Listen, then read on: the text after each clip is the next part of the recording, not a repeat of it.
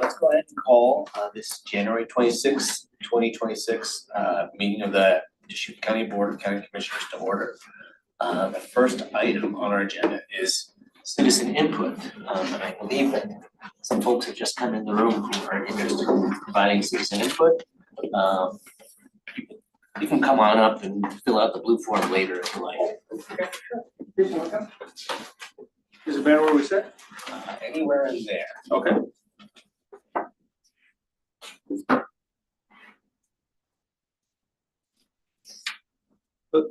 Thank you, Commissioners, for letting us speak. My name is Chris Kovac. I've met all of you before at some land use hearings. Jason Beathers is here. He's the applicant for a gate permit through an HOA.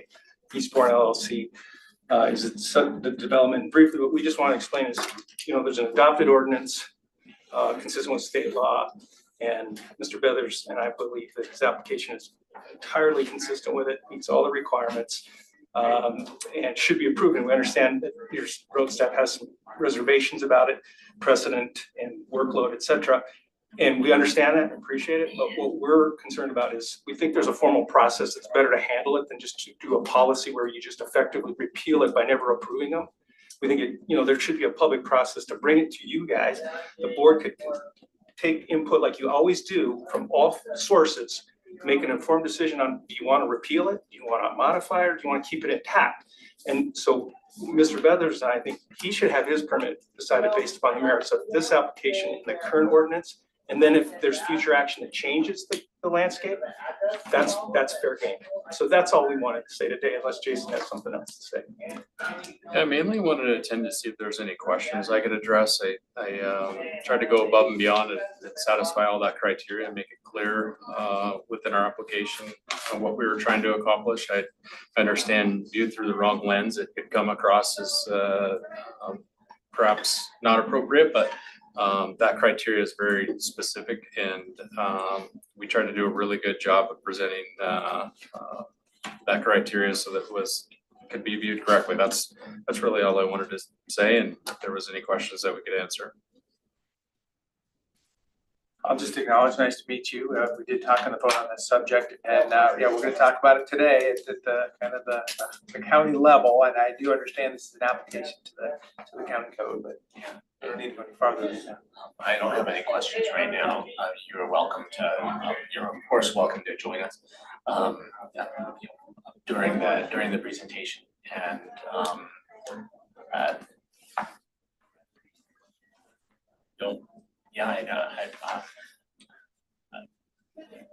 without getting into the discussion, I don't have anything else to say right at the moment. Okay. Well, we appreciate your time and consideration. And I just wanted to acknowledge that you sent a very thorough email today with the actual attachment where the sheriff's office and the fire department has both confirmed that you've done everything that they believe is necessary. Right, we tried to take all the right steps. Thank you. Yes, so I was wondering about that because I look where you have gates and gosh, I don't remember having to get a permit for my gate one time. So what a deal. Thank you. Thank you. Is there any other citizen input in the room?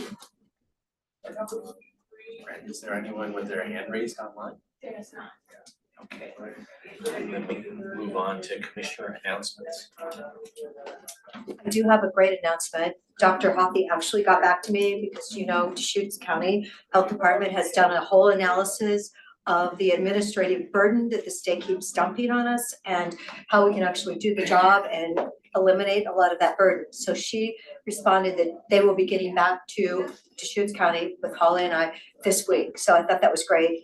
And Holly also, of course, the other day also copied Amy Baker, who is the governor's right-hand health person who needs to be engaged with this. So hopefully we're going to get some positive answers from the OHA.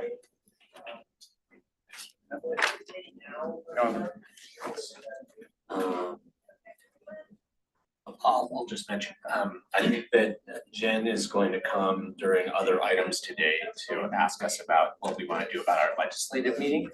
I just wanted to mention, so you have a few minutes to think about it before that, that the Highway 97 Safety Coalition that I mentioned to you all, and that was discussed during the last EAOC regional meeting, myself and Commissioner Minty from Klamath County and Commissioner Taylor from Jefferson County, a document that we've been working on that sort of explain the problem, talk about what we need to do about it, and make our requests. As we're on a final version at this point, and so I believe that is ready to circulate to you all, and we would love to have all three county commissions vote to determine whether they're supporting that and signing on and adding our logos so that all of us can be carrying that document when we go to Salem for AOC days in early February, or when we go to Washington DC later in February for the NACO Legislative Conference. So heads up on that. That's something that we could discuss during our legislative meeting on Thursday if we still have one. Okay. Nothing else in terms of commissioner announcements? All right, let's jump right into our agenda. Item number 1, courthouse expansion update.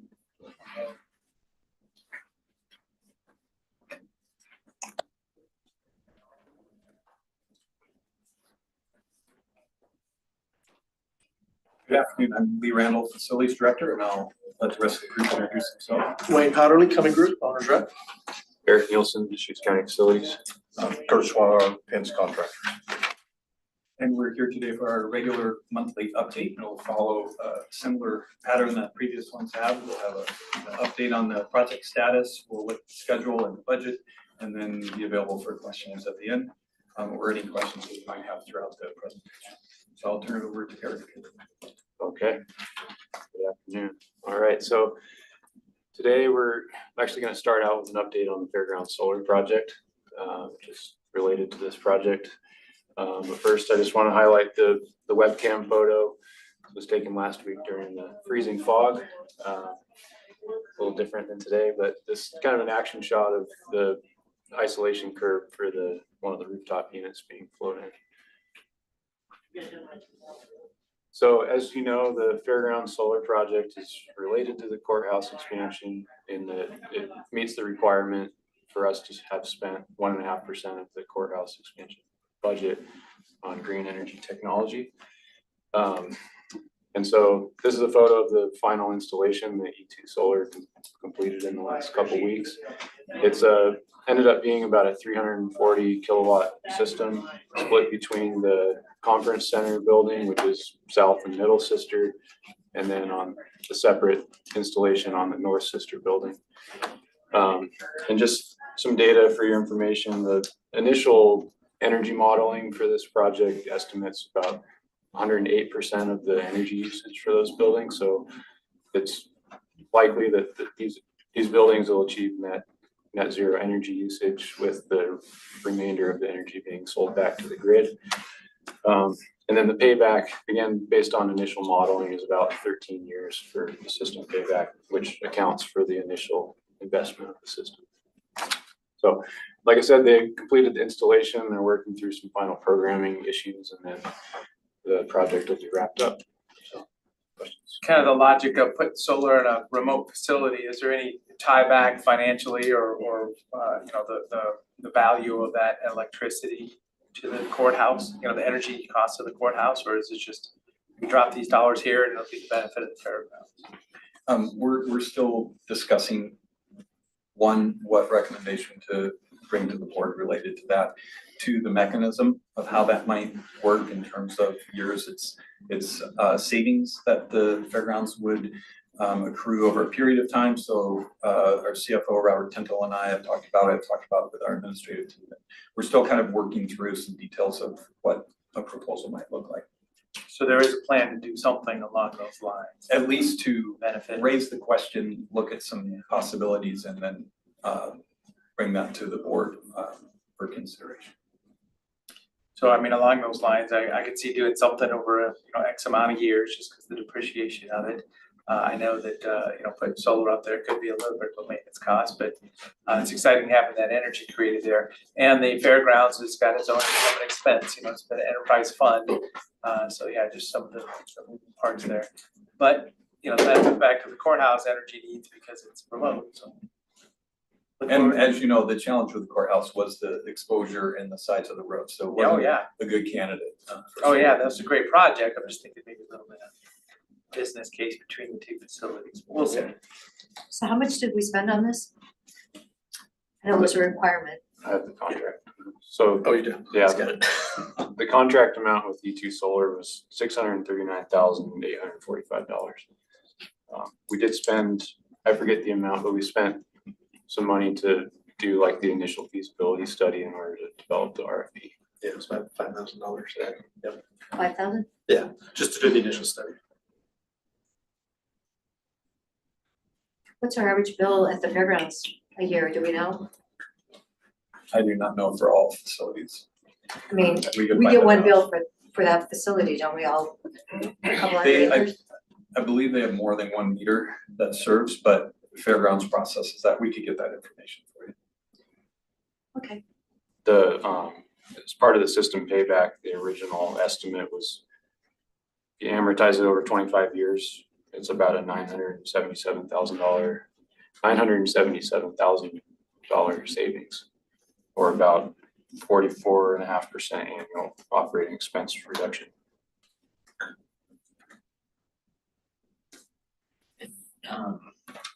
And just to be clear, you said, these panels will generate 108% of the energy used for these two buildings, but we're making electrons, we're putting them on the grid, and then, that's being basically balanced out off of our bill. Yes.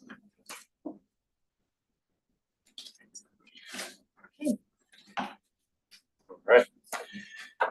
Okay, so moving back to the expansion, the existing renovations, fence contractors have completed phase one of the existing renovation. And it's phase one of a larger scope, but it was broken into several different pieces to allow this remodel work to start earlier than originally planned. So in the image on the left is where the white painted drywall is. It's where brick has been removed, and then behind that wall, we've constructed a new office that's occupied by Saving Grace, and then kind of an office suite back behind there, the image on the right for state court administration. And once that was done, now they're shifting over into phase two, which is just adjacent to that area and behind the public service counters. So you can see they have a temp wall up to separate off the work from the employees, and then they've made really good progress on demolition and are getting ready to start construction. In this area on the right, it'll be a new hearing room or a small courtroom. And so the plan is to build out the kind of the bulk of this hearing room early in this demoed area with the judge's bench and all the AV. And then when that's completed, when the expansion's done, that existing office area on this side of the wall will get enclosed and finish the back end of the hearing room. So just allows them to get the construction started earlier. And here's some images of the southeast corner of the expansion showing the progress that's being made on the exterior cladding system. We have the weather barrier, which is that gray material with the blue print. On top of that, we have fiberglass girts that are the kind of structural attachment for the cladding system. And then in between that, the brown and black materials and exterior insulation product. So once this is complete, they'll start on the actual cladding system. Similar on the west side, you see the cross-laminated timber lobby along Bond Street, and then scaffolding's been put up on top of the roof in order to help with the storefront installation and the cladding installation too. Kind of allows them to work above the lobby without running lifts, and will kind of free up the ground area for them to start the work on Bond Street. Moving inside, the elevator installation is ongoing. This image on the left is the staff elevator, which is nearly complete. Once that's done and inspected, Vince will be able to use that to move materials up through the building. And then the image on the right is the main elevator shaft, and it's kind of the main structural support beams and column that's been installed in the shaft. Parking garage, continuing progress. The overhead doors have been installed, installations installed, and the main ductwork for the ventilation system's also been installed. The plywood doors are just temporary to keep heat in the building during construction. Inside the lobby, again, the storefront framing has been installed with temporary plywood just to keep the cold air out of the building. And then last week, the contractor started staining the underside of the cross-laminated timber. So starting on finishes really is the message there. The public service counters, again, starting on finishes, so there's 6 new public windows on the right with plastic laminate wood material on the outside, and then the openings will be infilled with laminated glass and a pass-through and a speak-through for talking with the public.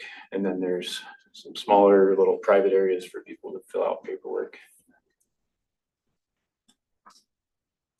The open office, again, interior finishes are going in with drywall and paint. And then with the completion of the mechanical, electrical, and plumbing above the ceiling, it's allowed Vince to come in and start framing in the ceiling grid and then dropping in the fire alarm devices and lighting into the grid as well. Break room and restrooms, we have casework being installed in the break room, and then the tile contractors making their way through the restrooms with tile on the, like a wainscot tile on the walls and then tile on the floor. The break room also has floor protection down because the polished concrete finish has been completed in that area. Moving up to level 2, this is an image of the framed opening around the 2 new courtrooms. So the double door on the left and the right for the entrances courtroom. So similar to level 1, they're just moving up through the building with finishes. Here's a couple images of the courtroom. I think the bulk of the work is really the electrical low voltage and all the coordination going into that. State courts have a pretty strict requirement on their AV system, and so there's been a lot of coordination between Vince and the AV sub to get everything in the right place before the finishes can go in. So you can see the black boxes on the wall are where the new monitors will be installed. There's some speakers and other devices up in the ceiling. Yeah, partial height walls for the gallery and then the jury box are also in. The window on the right that's infilled will eventually have glass to let light in from the outside of the building. And moving up to the roof, the bulk of the roofing installation's been completed. There's still some detail work and tie-in work to do. And then, as I mentioned, the isolation curbs for the rooftop mechanical units have been brought in and set on the curbs. The equipment should be flying in Another week and a half. another week and a half, being craned up onto the roof. There's quite a bit of work in between setting those curbs and then getting everything ready to attach to the units. And rooftop boilers are in, so boilers are on the left and then the pumps on the right, which pump the main hot water loop through the building for heating.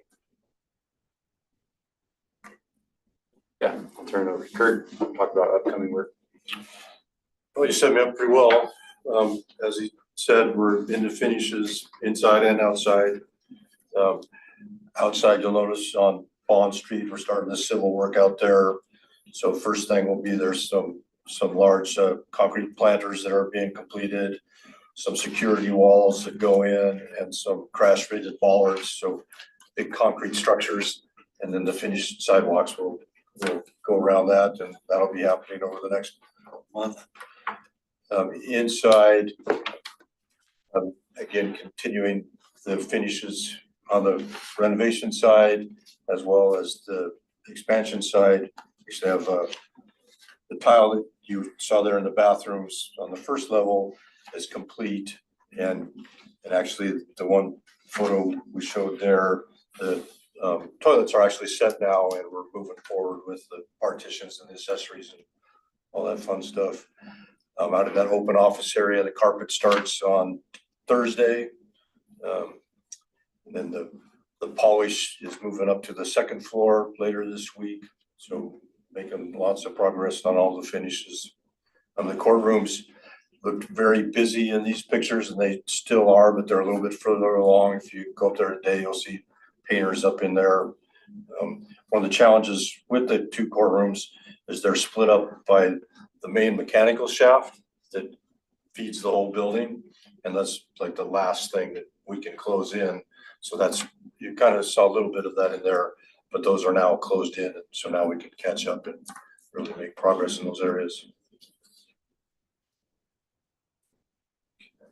And I did updated the schedule to kind of zoom it into the next 6 months or so. So Really, that's a pretty good summary of everything. The exterior goes right up to the end of March, when we'll be getting occupancy and starting to transition folks from the existing building into the new. The site work and public improvements, same thing, will go out into April, cleaning everything up and making it presentable for the public. yeah, I think the main update here is what we're working towards is substantial completion of the expansion on March 27th.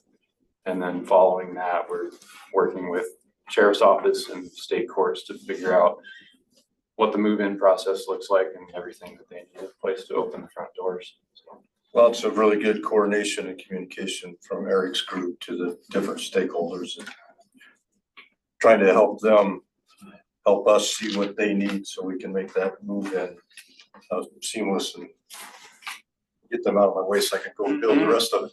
Yeah, I'm sure they're excited though too. As you know, the tours we give people all have big smiles on their faces. Yeah, doing regular tours every week now. Questions? The, like, expansion movement, I mean, does that mean furniture and, IT, all that stuff will be in place and people will be getting to their desks? Yeah, the systems furniture subcontractor's gonna start March 9th. March 9th. They've got about 3 to 4 weeks to get everything in there assembled, hooked up, and make sure it's running right. And then starting early April through most of the whole month of April, OJD and DCSO will be starting to move in, training their staff on the new area and all that. So by the end of April, they should be fairly well moved in. The different IT departments for the sheriff's office and for the county will start mid-March and working side by side with our folks in their spaces. Is there any chance it's gonna be done before April or August? Small chance. Once we get everybody moved over into the new expansion, then we gotta double back into the old part, once they're moved out of our way. So there's still bathrooms downstairs in the basement that we have to remodel. There's still the IT office, which is currently the existing Sallyport. So once DCSO moves into the new Sallyport, we can go back upstairs and remodel that. And then there was pictures on there about the new hearing room, small courtroom. We can then finish that because we need the transaction windows and staff to move from there over to the new transaction windows. And then we can double back and remodel that area. So there's a That'll small- carry us through July, late July. Yeah. Okay. Just to clarify, that's The Well, fact we're- that you're working on Saturdays, did you always plan on working on Saturdays? Well, there was some contractors, and Kurt, you can talk to that have fallen a little bit behind, but they've agreed to work the weekends to catch up. Yeah, everybody has a contract, a commitment, and so it's our job to hold them to that. So sometimes we work on Saturdays. And they shouldn't be whining because most of those guys get paid pretty good to work on Saturday. Well, I was just, I heard it through somebody. I think the big dates that we're focused on are substantial completion, March 27th. Penson's doing a great job to make sure we get to that date. And then the second is expansion soft opening, and that's the major coordination piece with OJD and the sheriff's office, so that we get to a weekend where on Friday, they're coming through the temp entrance, and on Monday, the community members are coming through the main entrance. So coordination for that changeover date is critical, and but it's coming together really well. We've had several coordination meetings with those groups to make sure that we can do that switch over as seamlessly as possible. And then, of course, we don't want to overlook the expansion ribbon cutting. That's the fun part.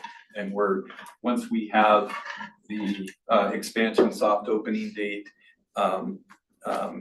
in stone, so to speak, then we'll be able to finalize a date for the official grand opening.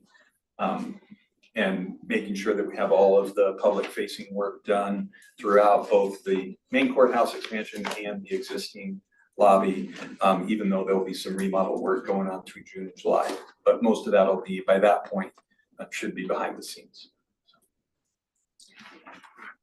So back to the boilers photo, but I mean, tell me about the heating and cooling. So yeah, what's the main technology, or is it integrated just for that building? Just some high level points on that as well. Most of the new systems feed only the expansion. There is some tie-ins with fire alarms and security, of course. But for the most part, it's a hydronic system, hot and cooled water to supply climate control. It's state-of-the-art boilers, so we should be set up for a good 50-year run. And everything is set up well for maintenance. Maintenance had a lot of input in how things were organized, and we have a clear path from the existing penthouse over to the new penthouse. Maintenance staff doesn't have to go through one building to get to the other. They can go up one building and get straight across to the other. It's kind of the same technology. Is it natural gas heat and then electricity for cooling?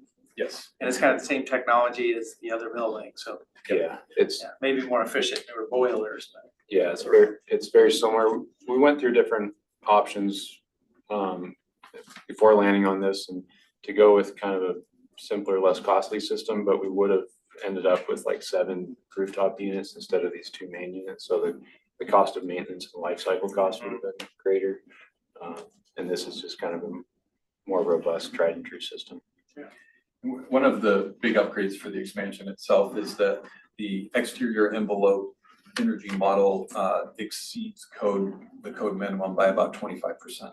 And so part of the energy savings that we expect are due to that significantly improved envelope, both windows, wall insulation, roof insulation.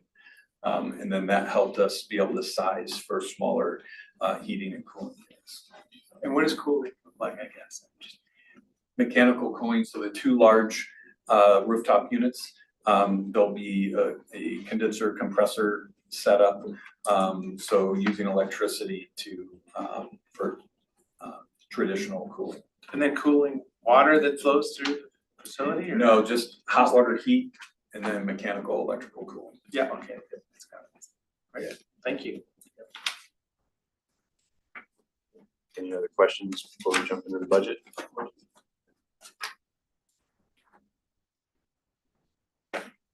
So budget update, as of the end of the last billing cycle, cost to date is $32,485,803, which is roughly about 67% complete. That was at the end of the year, the end of the last billing cycle. Contingencies both for the GC and for the county still holding strong. You kind of see there we've got about 9.8% still GC contingency. And then on the owner side, on the county contingency, about 1.1 million, 1.2 million, 7.5% there. So still looking very strong. You know, these last few months to go, we're still within budget and holding strong. So I'll just touch on some upcoming items. I highlighted these for the Facilities Project Review Committee, kind of in 2 areas. One, what we have in process related to additional costs that will go against the contingencies, and then what potential we have to wrap up the project. And so for in-process change orders that are currently being processed but had not been finalized as of this budget update, the same ones that I highlighted about 6 weeks or so ago for the Facilities Project Review Committee. On the county contingency side, we have about 325,000 in known change orders that are in process. They're related to a snow melt system, the improvements on Bond Street, and then some of the and then some interior revisions, just general revisions, small ones that throughout the project, changes that needed to be made. And then on the contractor side, again, about $300,000 related to, again, the Bond Street improvements. As you'll recall, originally there was a proposal potentially where the city would have us relocate the water main on the street. That was going to be an extremely extensive cost. And rather than continuing with the design that we had and having to move that water line, we revised the plans, the civil plans, and as part of those revisions, we had some additional costs in moving planters, changing to some crash-rated bollards instead of planters, and some other infrastructure costs related to Bond Street. A few other items, for instance, on the contractor side, using the scaffolding instead of lifts, that was some added costs, but it also helped us on the schedule, helped us get to the end of the project and be able to have multiple trades working in that area at the same time. So those are some known costs that are in process that will likely be in our next budget update next month. And then some potential costs coming up costs aren't finalized, but just things that we're keeping an eye on. One is some siding detail revisions as we've gotten through the process of the siding project and doing the mock-up and identifying improvements and things that needed to be changed. There could potentially be some costs related to those detail changes. The remaining remodel work will be opening up walls, cutting slab in the basement, and there's potential for some unknown conditions that could contribute to additional costs. And then weather allowances, apart from the freezing fog the last couple of weeks, we've been very fortunate. And we hope that continues just from a construction standpoint, but potentially there may be some weather impacts that we'll need to mitigate that could have some additional costs. All in all, between what we know is in process and the potential through the end of the project, we still feel that we're in very good shape related to both contingencies. Thank you. That's where we typically end, is with the budget update. Any questions before we close? I just gotta say, it's great to see all the trades out there. There was about a half a dozen trucks from one company out there, the electrical Tomco, and they're just rocking. You can just tell there's people zigzagging all over the place. So it's pretty exciting to see it all coming together right now. I know that sometimes they're stumbling over each other, so it's good to see. How do you make sure they can all be there at the same time, or schedule it up, queue it up a little bit? So thank you very much for the professionalism. And it's really exciting to see the finished building so close. It's gonna be really neat to see people moving into the expanded building and occupying that space and doing their work. Yes, thank you for the monthly meetings. I really appreciate it. Thank you. For spending, what is it, $48 million? $46.8 million. 46.8. It rolls up. Okay, well, the total says 48. So. Thank you. Right, next on the agenda, consideration of gate permit number G-25-01.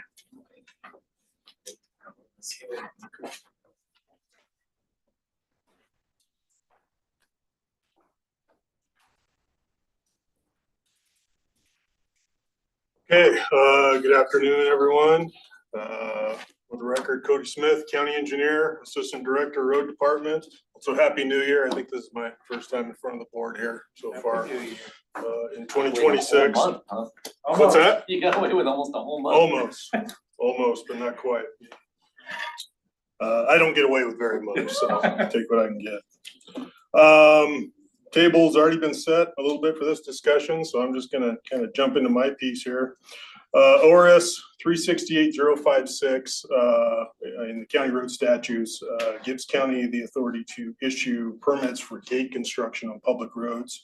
I want to read that statute real quick for the group here. This is fairly brief. So permit for gate construction on public road. The county governing body may issue a permit to a person to allow construction of a gate or stock guard on a public road under the jurisdiction of the county governing body. The county governing body may impose any conditions or specifications on the permit it determines advisable to preserve the purposes of the public road.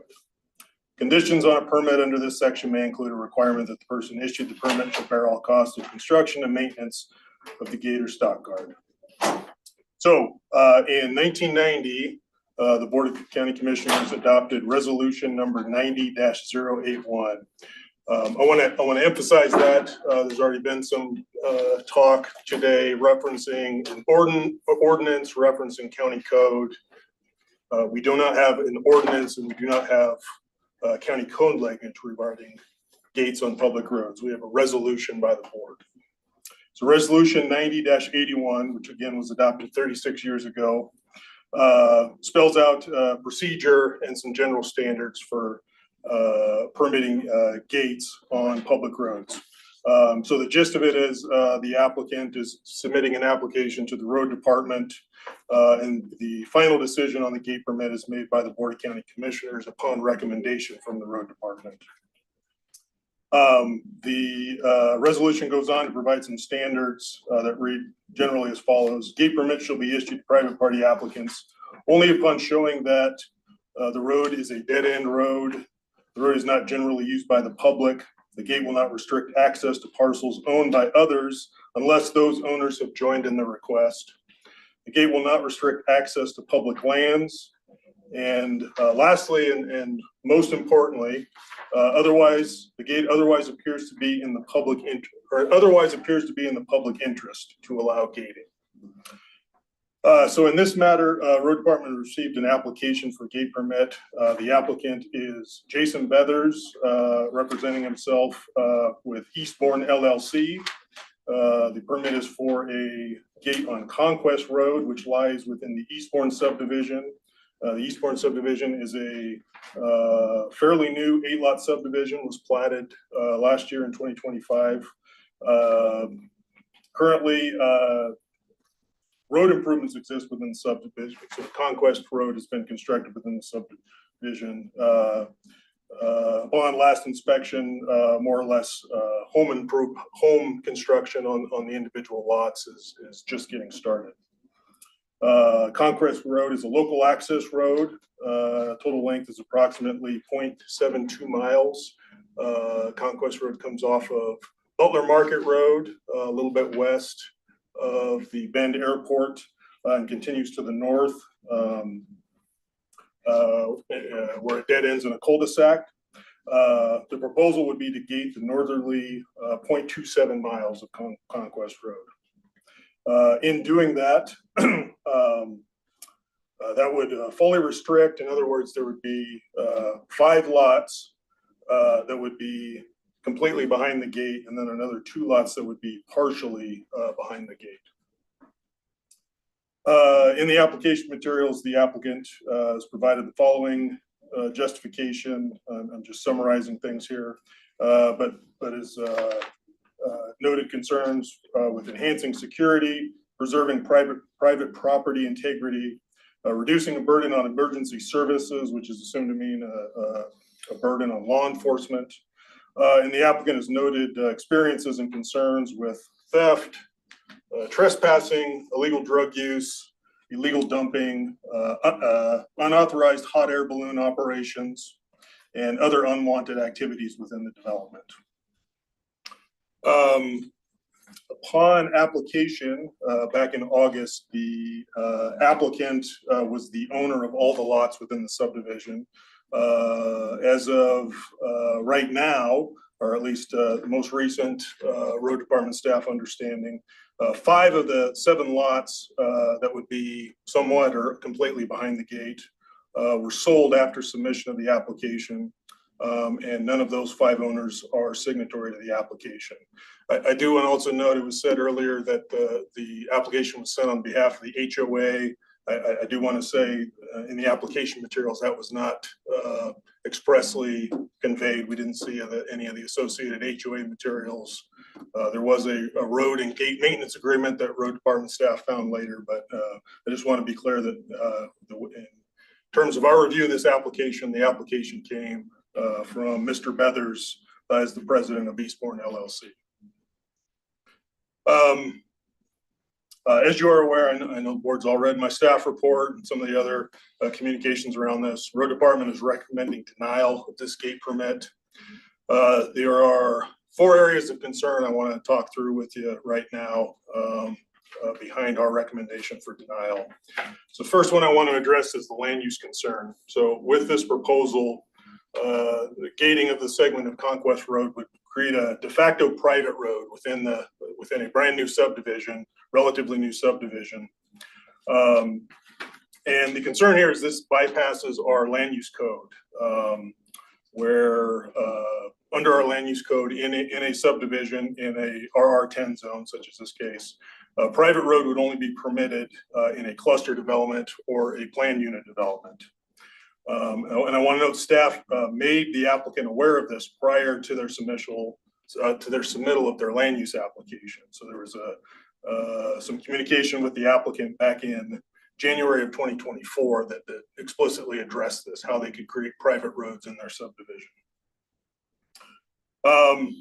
Generally, with that cluster development, plan unit development, those requirements in our code, there's requirements for formal organization and management by an owners association, and for the owners association to assume full risk and liability for the private roads, and that's built into the land use process.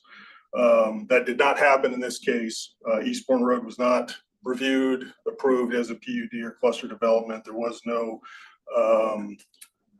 county staff review of the HOA materials and whatever other formal organization documents that have been prepared. So procedurally, road department, CDD, and legal department opinion kind of collectively is that in order to make a segment of Conquest Road a private road now, the Eastbourne owners would need to reapply for land use review for replat and conversion to a PUD or cluster development. It would be a pretty involved land use process to undo something that was just done very recently. So that was the land use concern. Second, some concerns around the nature of public roads and some public road legal concerns. So road department staff generally are objectionable to gating public roads that provide primary access to residentially zoned properties, as it positions the county to incur significant liabilities associated with the following. So first one is the concern regarding access and likewise delays and conflicts with emergency services. So even with the approved rapid emergency services or code pad entry systems, gates will significantly delay the response times for emergency services responding to critical incidents behind a gate. And perpetual coordination and ensuring all emergency services have necessary information for gate access poses potential difficulties with serious risk. As was noted earlier, and board is aware, both our county sheriff and the Bend Fire Chief both provided letters generally in support of these gates. I guess I want to note a couple things on that. While it's nice to see their participation in this matter, those agencies are used to encountering gates on rural properties and on many of their calls. Primarily, they're hitting gates that are on people's driveways. So, whether the gate's on the public road or on the private driveway, I don't think it really matters to them. Ultimately, fire department and sheriff's office are not the road authority, so they're not the ones assuming the liability with permitting the gate. We, the road department, are, Board of County Commissioners are. In my staff report, I noted some other general concerns that are concerns we've shared with numerous other interested parties over the years regarding gate permits. Just to briefly hit on a couple of them, or on one of them is utilities. Similar to emergency services, utility providers could be significantly hindered by the gating of a public road, as it would encumber their statutory right and ability to use a public right of way for installation, maintenance, and access of their facilities. Recognize there's, an obvious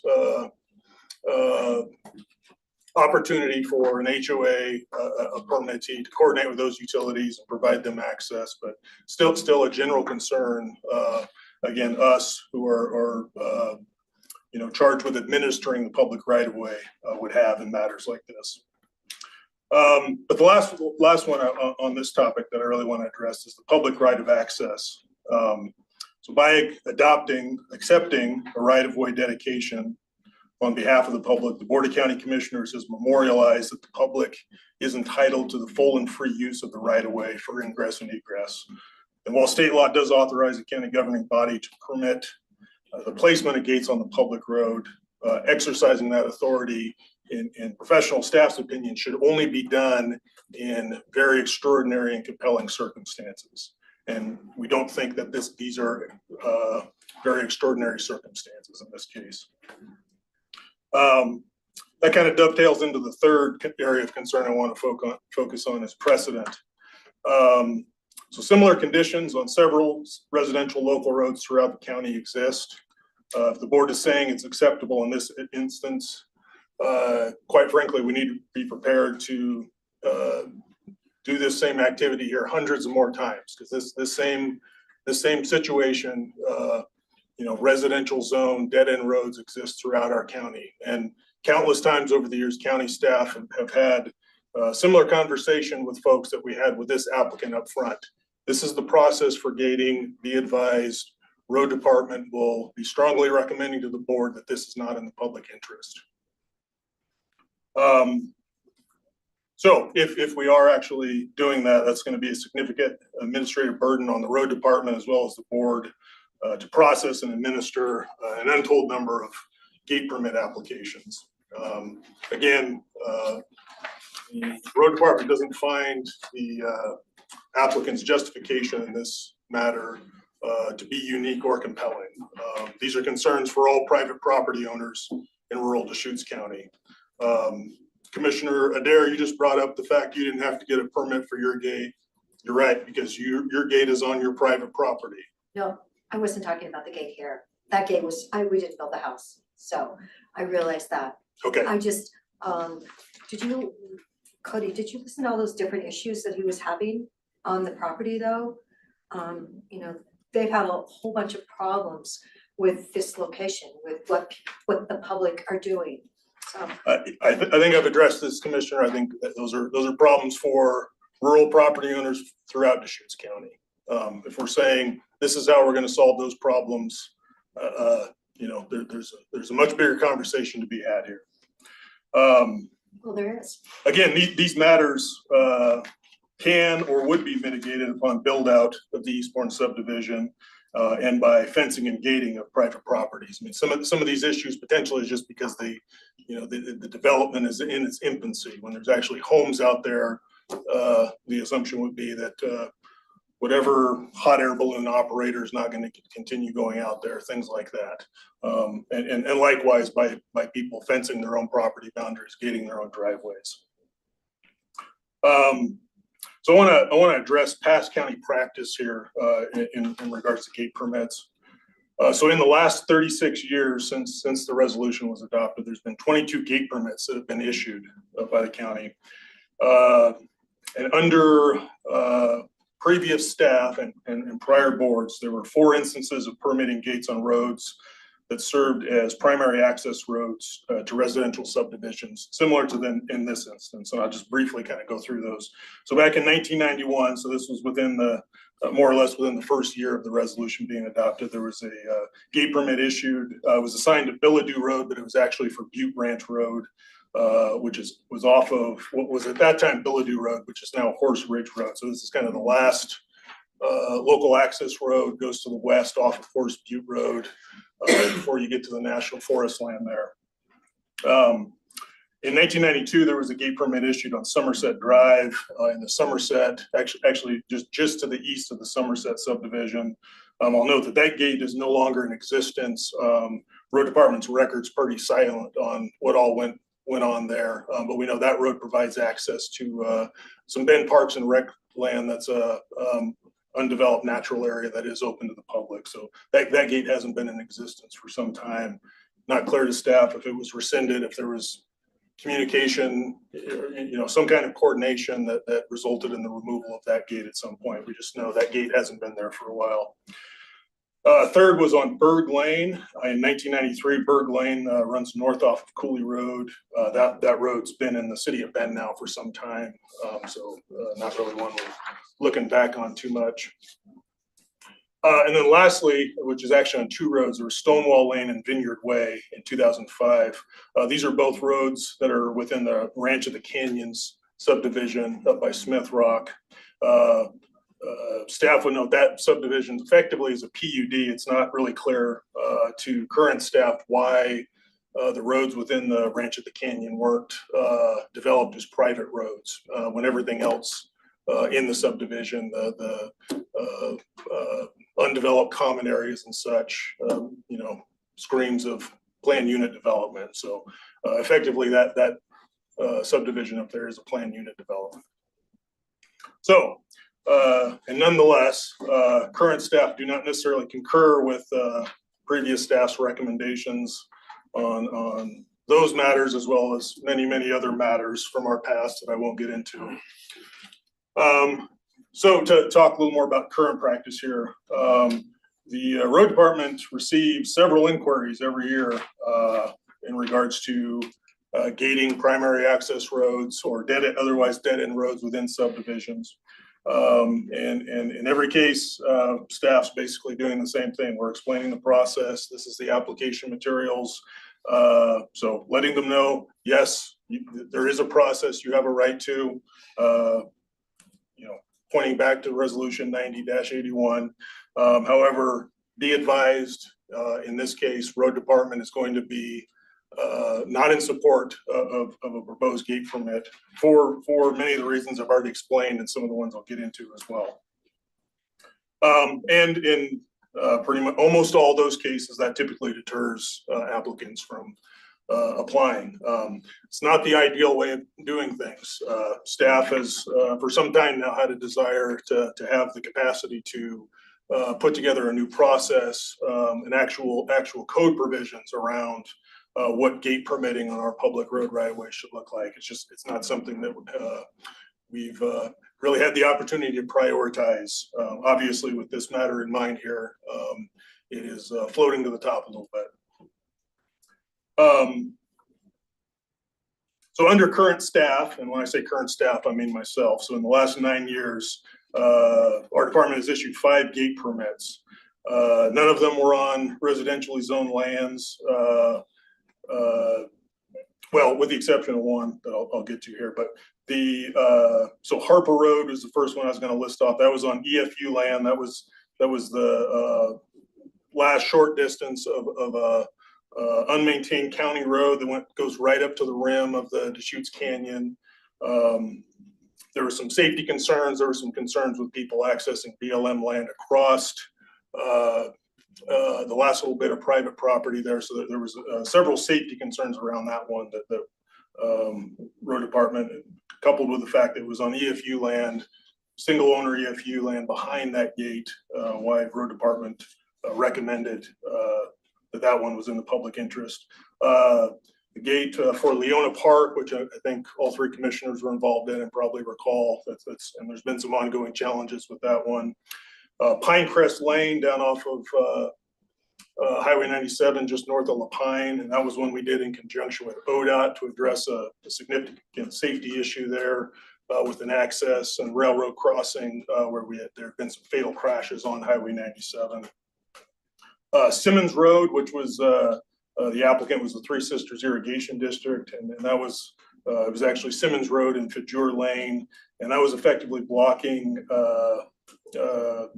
serving as a gate to the Three Sisters Irrigation District's reservoir facility there, and was also helping address some issues with cut-through traffic on the secondary access to the Desert Arabian Sands subdivision. And then lastly, Bonanza Lane, which was done to close access to a portion of Deschutes National Forest lands where they had just closed a road and done a bunch of remediation. And gating on the county road there was significant help in deterring vehicle traffic from going off the end of our road right onto Deschutes National Forest land in an area where they'd just done a bunch of work. So was covering the precedent issue there with that long portion. So the last concern area I want to get into is just the actual compliance, this application's compliance with the resolution and what the road department staff's findings are. So, back to the first one, road is a dead-end road, obviously, they met that criteria. Road is not generally used by the public. I don't know, that's a tough one. I mean, the gate would restrict access to parcels that are owned by members of the public who are not signatories to the gate permit application. That's going to tie into the next one. I mean, those property owners are members of the public. Obviously, this gate is not preventing them from accessing their property. It's just we're pointing out that the metric used by the general public is a little bit of a misnomer. But I mean, that's a technicality. I don't want to just get caught up on a technicality there. I've already addressed the issue that all the property owners that would be behind this proposed gate were not signatories to the application. Again, a technicality. I'm sure all those property owners would be more than willing to sign on to this application.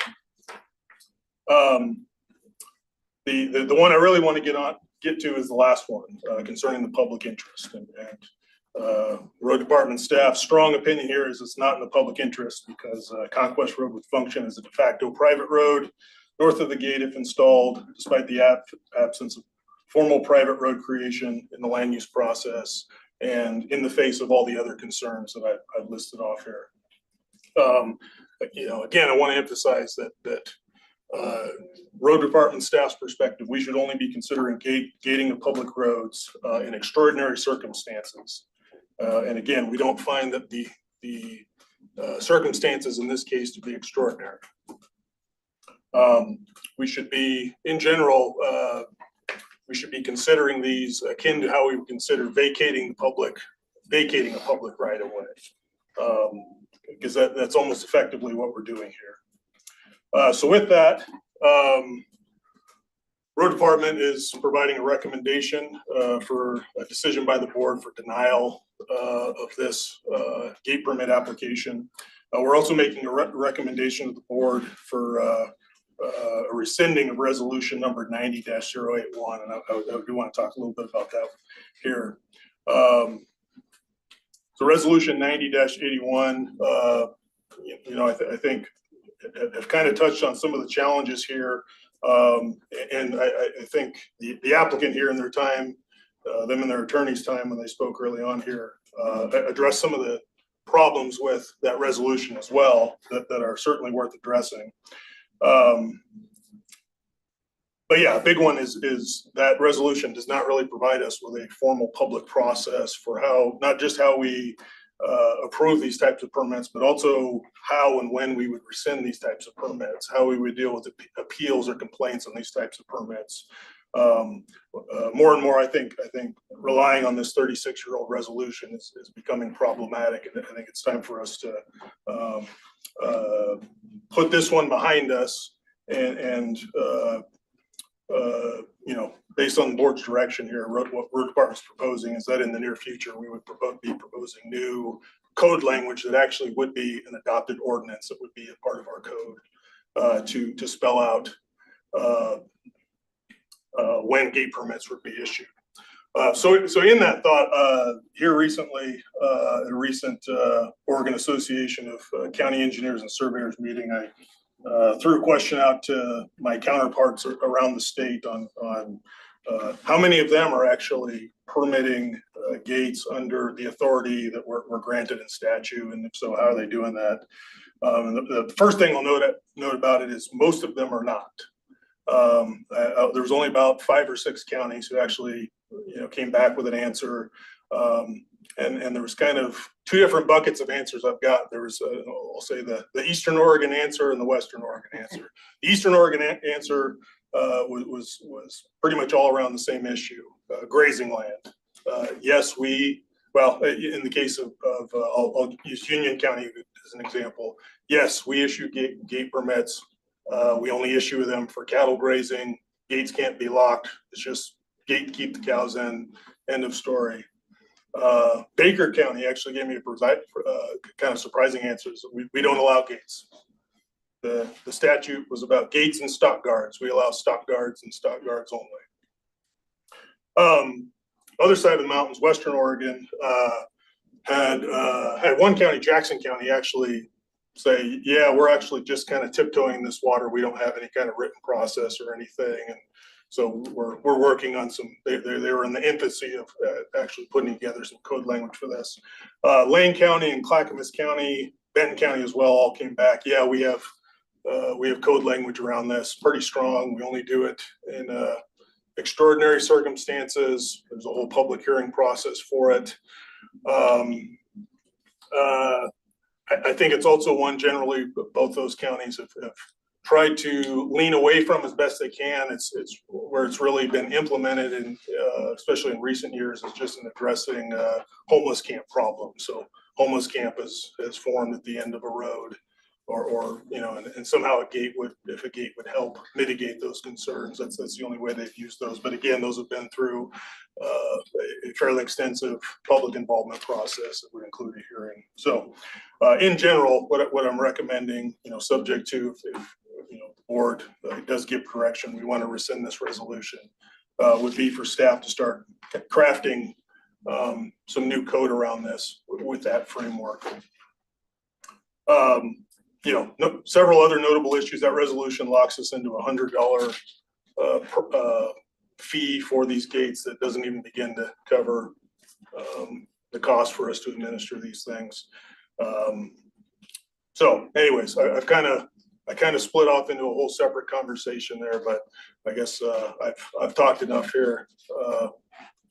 Turn it back over to the chair. Happy to answer any questions, but ultimately what I'm recommending, looking for some general direction on the board, would be to on a future consent agenda place a finding of denial of the permit, and also a resolution to rescind the prior resolution, with an understanding that staff's going to come back to the board in the near future with through the normal process for some proposed new code language.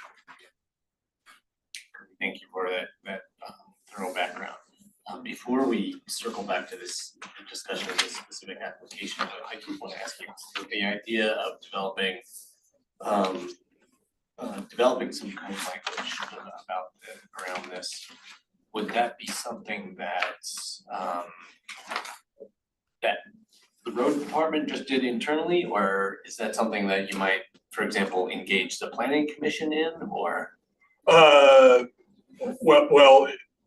So in terms of leading, yes, the road department would lead that effort. In terms of just doing it all on our own, no, it certainly wouldn't look like that. The question about the planning commission, I don't fully know the answer to that. I mean, technically, this would be a matter that would fall under Title 12 in our code. Title 12 generally isn't under the purview of the planning commission. But that said, I mean, we'll be a process like that. Yeah, we'd be looking for as much input as we can get. Certainly from our emergency service provider, utility providers as well.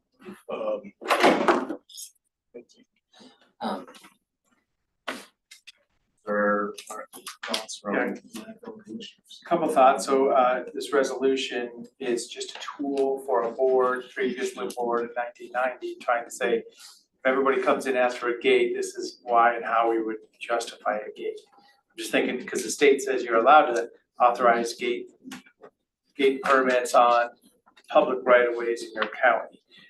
This is only county roads, I guess, just, I'm gonna think of a few thoughts here. So cities can do gates in their jurisdiction. So ORS 368 only pertains to county roads. Okay. In terms of how cities do gates on city streets, public roads under their purview, I off the top of my head, I don't know the answer to that question. This would Only on be county for- roads. Well, and when we say county roads, I just want to be clear, any roads, the public roads that fall under our jurisdiction. So Yep. that'd be both county roads and local access roads. Yeah, And I guess you brought it, you kind of reminds me of another point I wanted to make, with that resolution, kind of the opposite is true. There have been cases where gate permits have been issued where they didn't completely comply with all the standards that are outlined in that resolution. There have been roads where gate permits have been issued that aren't dead end roads.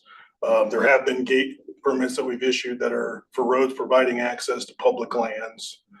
So, I mean, it's just, yeah. whether you want to look at that resolution as absolute policy, is kind of more what you said, kind of the general guidelines we followed for the last 36 years on The authority the state gives us. Right.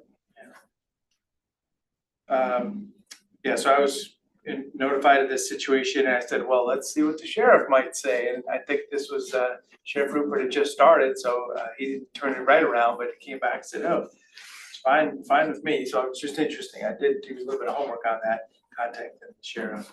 I do note that these parcels are a subdivision of a larger MUA 10 property. So, we ended up in a situation where the Board of Commissioners is hearing from somebody that wants to, rezone a plan amendment, rezone a resource land, but this wasn't like that. This was a larger parcel that was already MUA 10, subdivided into its constituent parts at the minimum parcel size, 10 acres.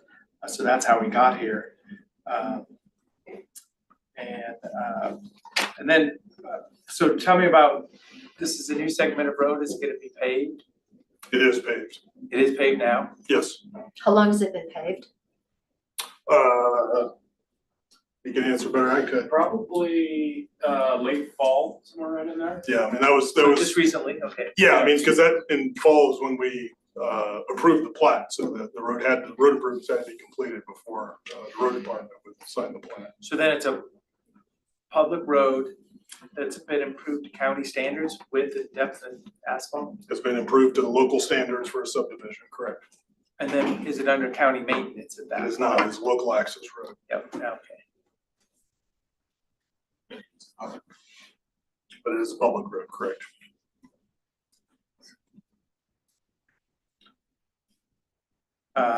So I'm just thinking this tool for a resolution kind of gives clarity to both parties stepping into a process like this about what does it mean to have a gate?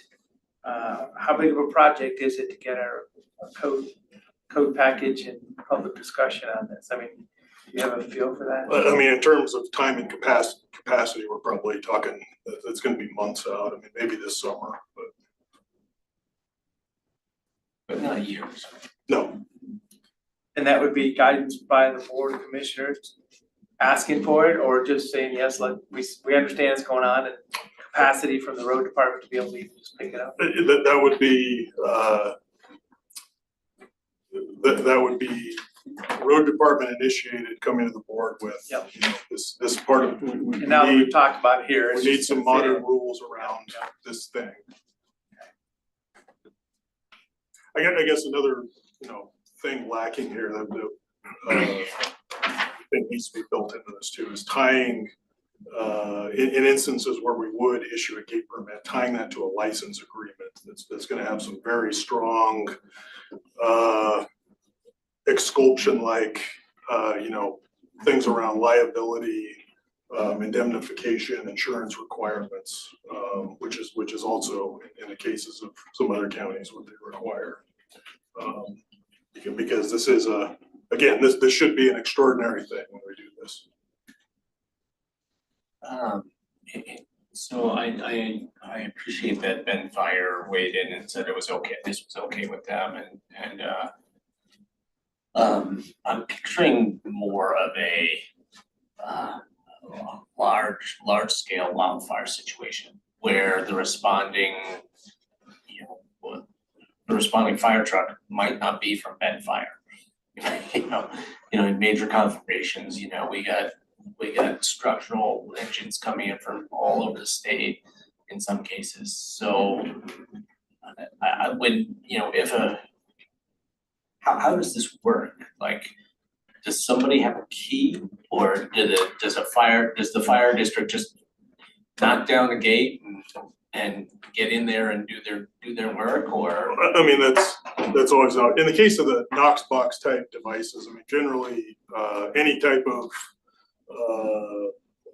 fire agency is going to have familiarity and equipment, keys for opening those types of devices. I mean, I guess to fully answer your question of, any, it could be, in the case of wildfire, you could be talking about private contractors is coming to respond. That I'm not really sure of how adept every conceivable fire engine or fire personnel that would show up there would know how to operate that. I mean, I think the assumption in that case, there's probably already some evacuation happening. The neighborhood is probably, already opened or tore down the gate themselves, but.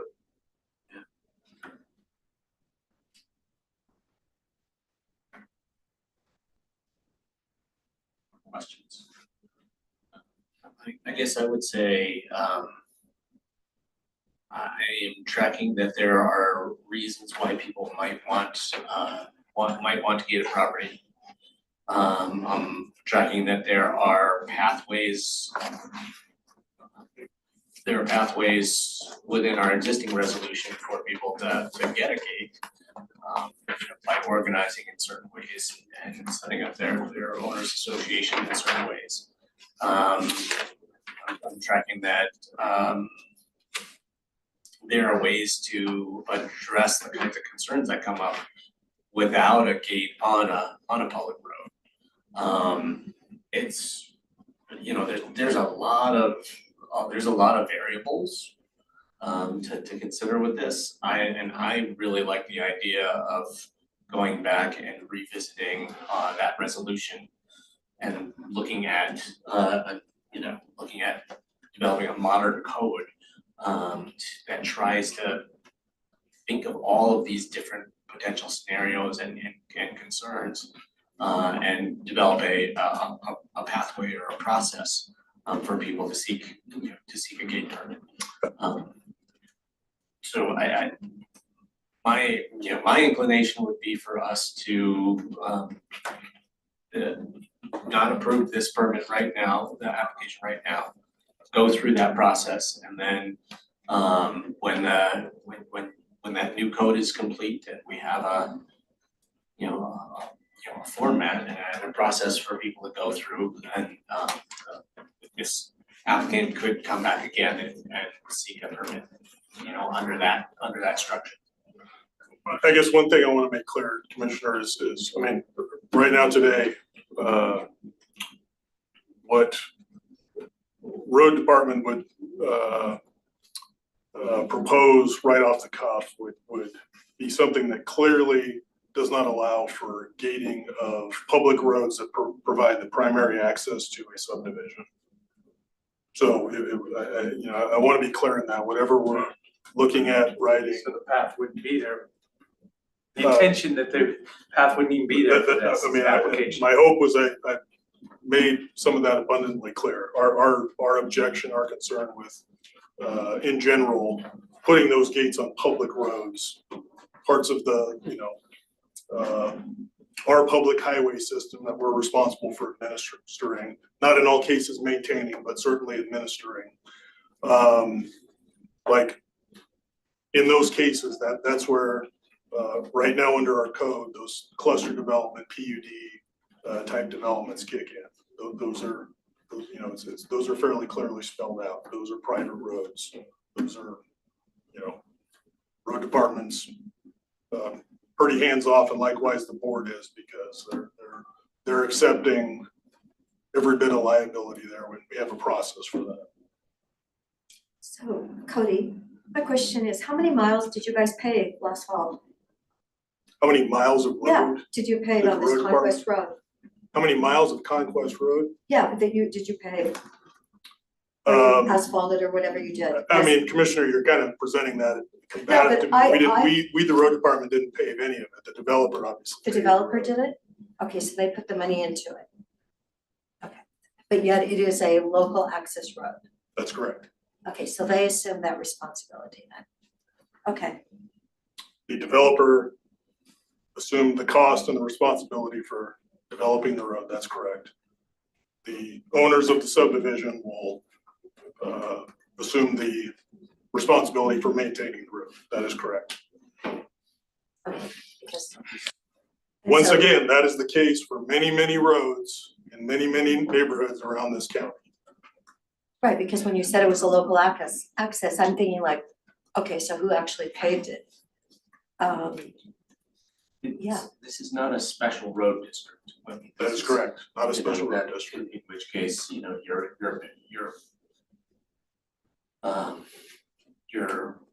paying to, cut and pave and, or maybe not pave, and manage, your own road.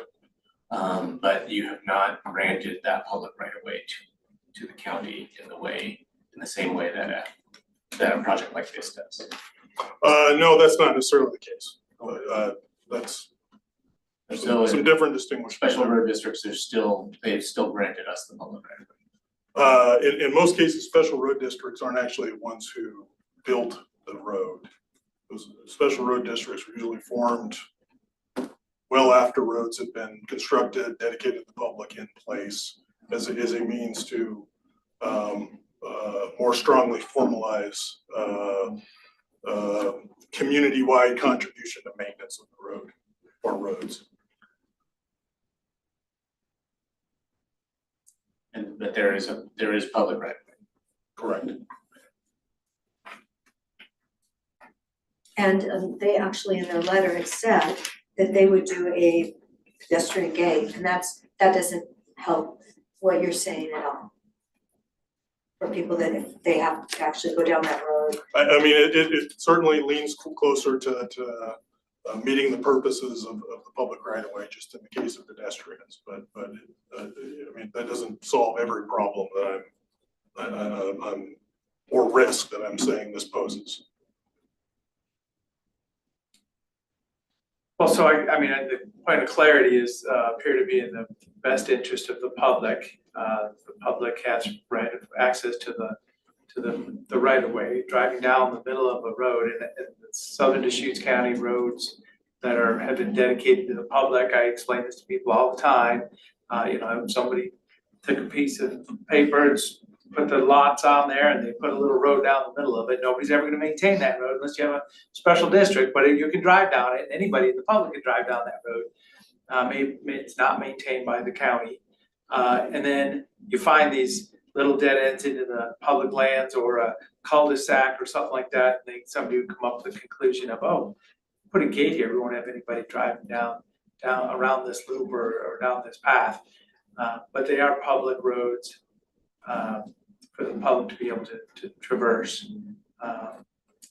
So I guess, I'm just sharing the concept that to be in the best interest of the public isn't just because we get to have half a dozen lots behind the gate. So, I mean, that's where I'm struggling with this right now, where we need to figure out, because a lot of people could come out of the woodwork, just like Cody said. We could have a lot of folks coming in and saying, hey, we've got a half a dozen behind, or at the end of the road here too. We'd like to put a gate here, or here, or here. But it could start a bunch of activity here. So we're not asked to make a decision today. I'm interested in talking to interested parties all around this a little bit before we make a decision. Is there any legal, this is just kind of a big picture legislative kind of thing. I mean, there's one application in front of us. Yeah, I would just clarify, and I think Cody has kind of clarified it a little bit to make sure that there are two asks here, and we really need to make sure that we're keeping those separate. One is the application itself, that needs to be reviewed pursuant to the standards outlined in the existing resolution. And then the second component, which would in the future, if road department wants to potentially seek code changes for any future applications. So I just want to make sure that we're clear here that these are two completely separate asks, and it's not to potentially have this existing application be reviewed under new standards. I find it fascinating that they found this. That's pretty from 1990, and that it actually has Mary Sue Penhallow's stamp on it. So a bit of history coming up, and you know, you heard why he said he wanted this, because he had so many problems. And I'm sure they're going to be building some really nice homes, and I'm sure those people really would like, of course, they can build their own gates at their own property, but this would definitely help their neighborhood. Well, if to keep those two things distinct, I suggest my leaning would be to deny this permit right now. To do the, second, to do this code change, or develop this new code, which would have very clear criteria for the approval of a gate permit in it. And then this applicant could come back with a whole new permit application if they felt like they met the criteria. Or even if they don't feel like they meet the criteria. And seek a permit at that time as well. Well, for clarity on this permit, I do have talked to the applicant a couple times, don't know, I just met him just now, but we've talked on the phone a little bit.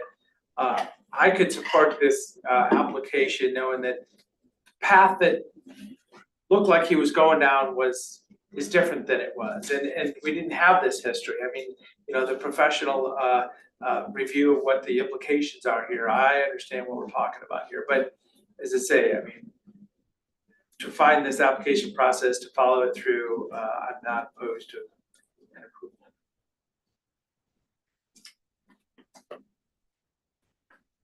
And I support the next step, which is probably going to be an option. I actually would like it brought back. And if we want to look at the resolution that's from 1990 and updated to today's world, which is in some ways gotten a lot more challenging, that's fine. But it does seem like, it's a dead end. It's not used by the public, except it has been for all kinds of questionable activity. And it's not accessing any parcels with the new owners. Will not restrict public lands. So there's no public lands there. So yeah, it seems like somebody that wants to do something for their neighborhood.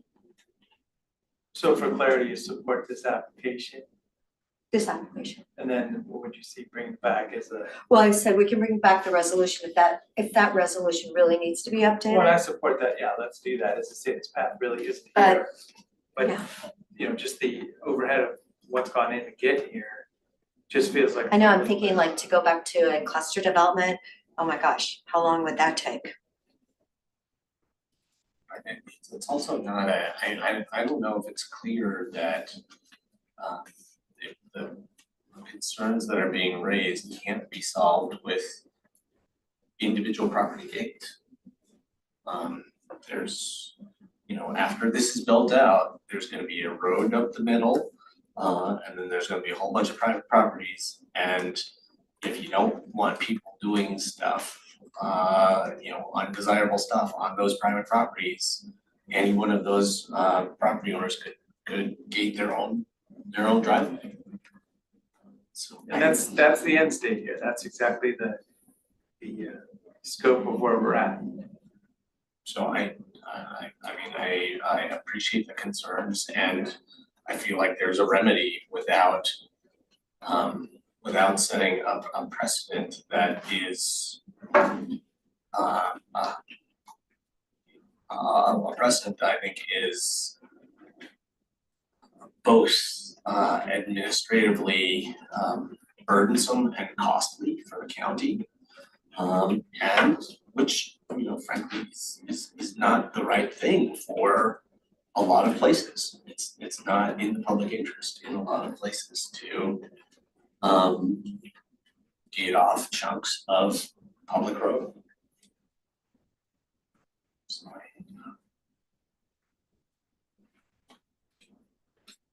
So, I guess just not so we don't belabor this too much longer, I think I'm hearing general support from two commissioners on, approval of the gate permit. We can, you know, I think for road department's sake, as well as the applicant's sake, we'd like to put that one to bed first, so, staff's intent then is we're going to, prepare a approval permit by the board that we will put on a consent agenda for a meeting in the very near future.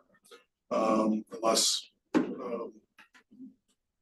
hear otherwise. Well, so as I say, I mean, the reason I would support this, because just as few conversations on the phone, it sounds like this was kind of an unclear situation of the difference between a PUD and this subdivision of development.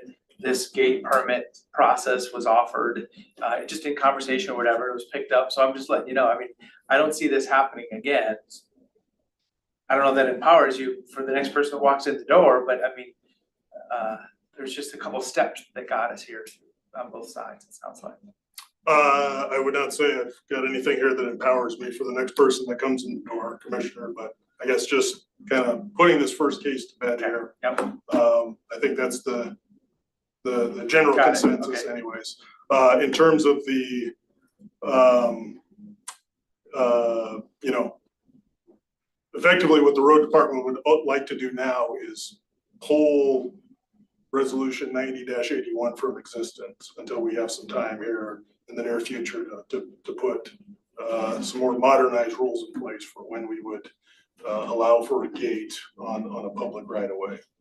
So there would be, you know, for a certain period of time, there would be no process or no. That's correct. Now that said, we have something come up, and you know, I brought up some good examples. We had the issue with Pinecrest Lane with ODOT, you know, where that was you know, we were having fatal crashes occurring, conflicts with the railroad crossing with Highway 97.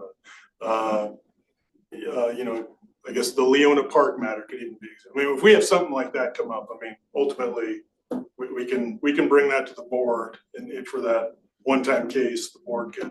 Because the state's authority is still there, it's just no definition around it. Correct. Well, we could clearly write the definition around it. Again, those But without extraordinary circumstances. Resolution.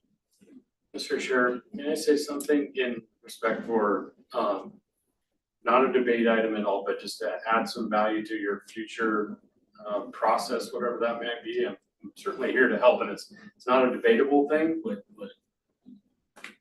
We're on top. Okay, Proceed. first of all, I have the utmost respect for the road department. Come in. I'm sorry to come in and introduce yourself. Come forward for the record. You have and to I can- identify yourself again.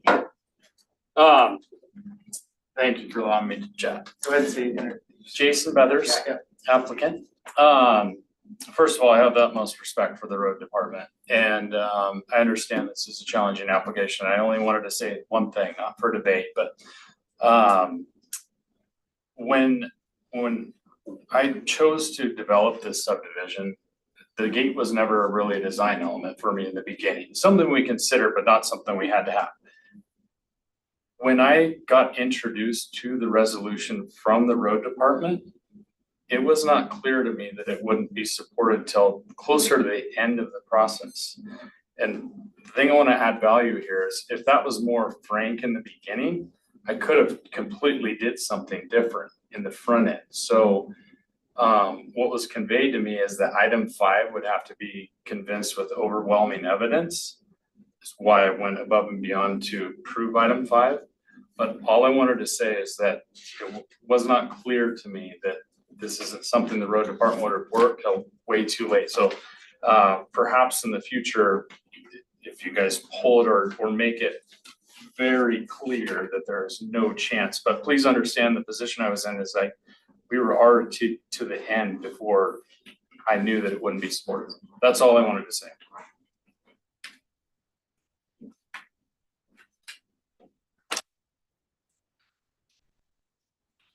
I also just say something to clarify. I know Cody had talked about bringing the approval back on a consent calendar, but under the code, you do have the ability to issue conditions to the permit. So if that's something that the commissioners want to consider, even with an approval, perhaps it could come back as an action item and there could be further discussion regarding what those conditions might look like. It's interesting.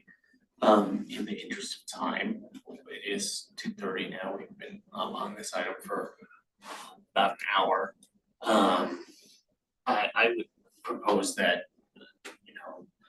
Cody is the person who understands the concerns about granting a permit like this the best. So I would ask Cody to recommend conditions to us that mitigate to the greatest extent possible the concerns about impacts to public interest or utilities or emergency response or other things. That sounds all right. I mean, I don't, I'm just envisioning what content would be, so I don't mind if somebody proposes something, but I don't know what that would be. Well, in his letter, he did say pedestrian access gate. So that could be one thing that could be clarified.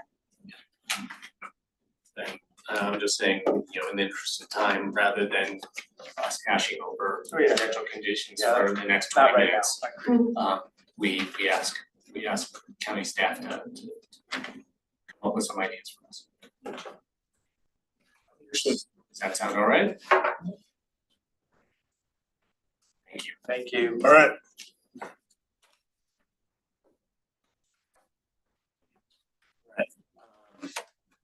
Number 3, development of FY 2027 county goals and objectives. Hello. Good morning, commissioners, or afternoon. It is Afternoon. It's 2:30. Oh my gosh, it is afternoon. Say that. All right, Jen Patterson, Strategic Initiatives Manager, here today to talk about the development of fiscal year 2027 county goals and objectives. Just a quick reminder, this was on the board retreat and we're not able to get to it that day. For those listening online, county goals and supporting my objectives are set each year by the Board of County Commissioners. Ahead of each fiscal year, each department establishes performance measures from the goals and supporting objectives. And then the performance measures are tracked quarterly and updated on the county website for the public to follow. So I've attached the goals and objectives that were set for fiscal year 2026, and we can jump in. I'm happy to go through them one by one, or if any commissioners want to start with the starting point of current goals and objectives and make any recommended edits and changes if you have them. Or if Whitney wants to pipe in as well, she's free to do so. Oh, thank you. I'm good though. I've got a couple just kind of highlighted items I could throw out, but it's just gonna be skipping through it. I mean, we've been through these goals and objectives a number of times. Each year making some tweaks and refinements. I don't feel like we have to go through item by item, but I'm actually, I jotted some notes down, but I don't have any recommended changes. I'm happy to let the other two commissioners kind of go through their lists. And we can discuss each item as we go. Would you like to go first? No, I mean, yes, we've been doing this, health and safety, livability, economic opportunity. It seems like we're covering all the important things. So. Okay, well, so under healthy people, so I mean, I support safe communities and all the bullet items there. And I mean, I support the big structure of what we have here. The third bullet talks about ensure children, youth, and families have equitable access to mental health services, housing, nutrition, childcare. And these have been efforts, but it's always tricky to say, we're gonna ensure housing, we're gonna ensure childcare. I mean, obviously, those are variables in our world. We have some effect in them. So just the words on that bullet point, maybe there's a different way to say some of that. Ensure housing is what I'm seeing here. Ensure childcare. So I don't need to go very far with that. Those are the topics that we do touch, but maybe there's some wordsmithing that could be done there.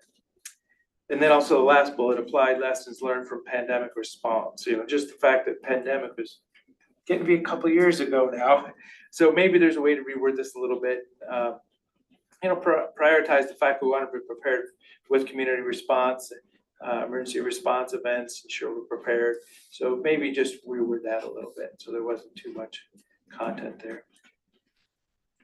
Next whole topic, resilient county, manage county assets and enhance partnerships. And that just kind of jumps right out to me about this.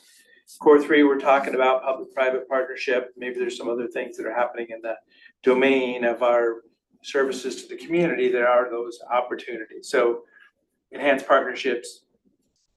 I don't even know if I want to change anything there. It's just, I underlined it and I wrote Core 3 next to it. So that's just sharing with how that fits into our world.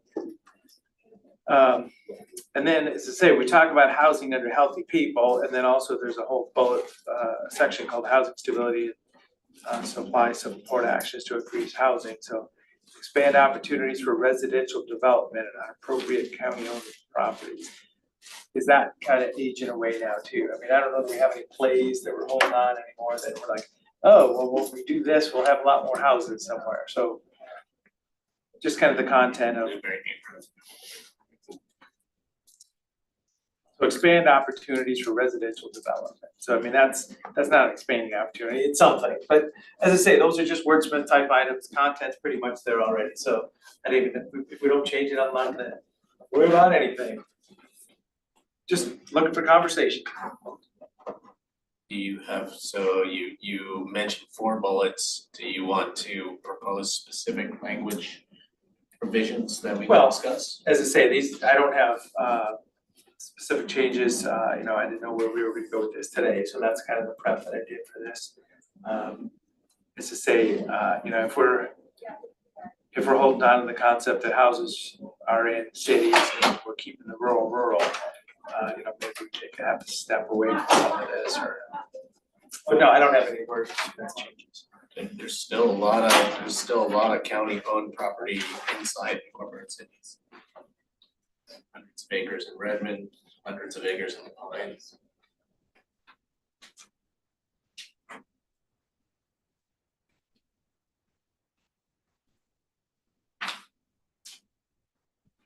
As I say, I was just trying to get conversation started with those. Yeah. Yeah.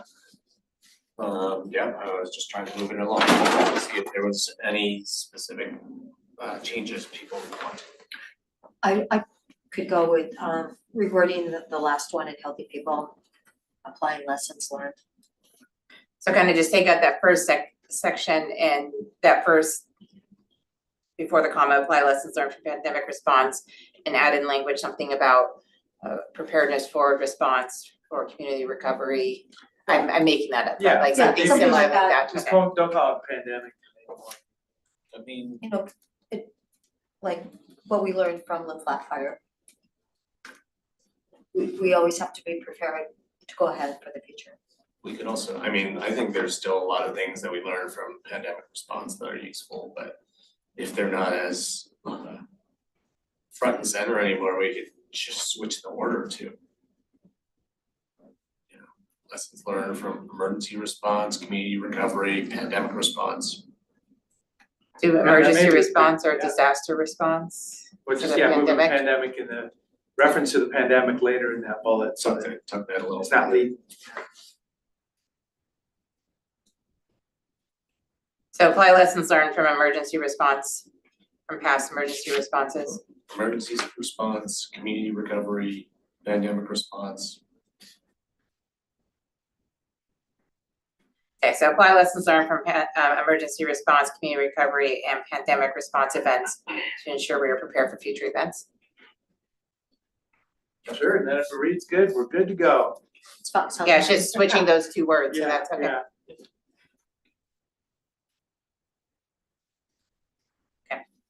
And then Commissioner Devon, also mentioned that third bullet point down on healthy people. I remember this was I'd have to go back and look, but my brain is jogging that this was an updated bullet last year. That health services provided the language after the discussion from the commissioners, if my memory is correct on this very particular bullet. Are there particular areas in this bullet that you're looking for Well, updated language? I mean, specifically, maybe dropping the word housing from that because we have a bullet called housing stability and supply, so, but. I mean, when you ask somebody in health, they're gonna explain how we stabilize somebody, and housing is one of the aspects of it, I understand. So, Yeah. not too worried about it. I mean, ensure is a strong word, but you know, we're ensuring access, we're not ensuring that people have housing or nutrition or childcare, all of which are gonna be provided at insufficient levels in our community. For the next couple of years probably. Well, but if we get a vibrant economy going and people are working and making profit, and then the housing market starts taking off, there'll be all kinds of activity for people to be able to plug into.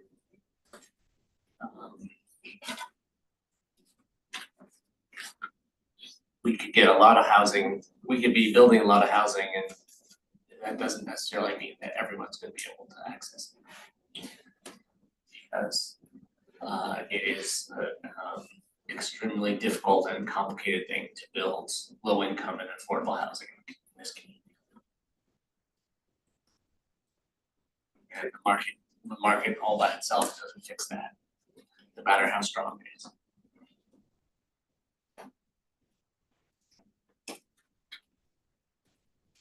So one suggestion on the table was to remove the word housing there. I don't support that. Yeah, I'm not a problem, I'm just looking at the current performance measures that mention this very particular bullet. There's 3 of them. None of them directly in their objectives mention housing. Yeah, so I mean, it could, You know, childcare is not something that you're actively engaged in providing. oh, we would invest in a lot. And we've invested a lot in housing. Millions.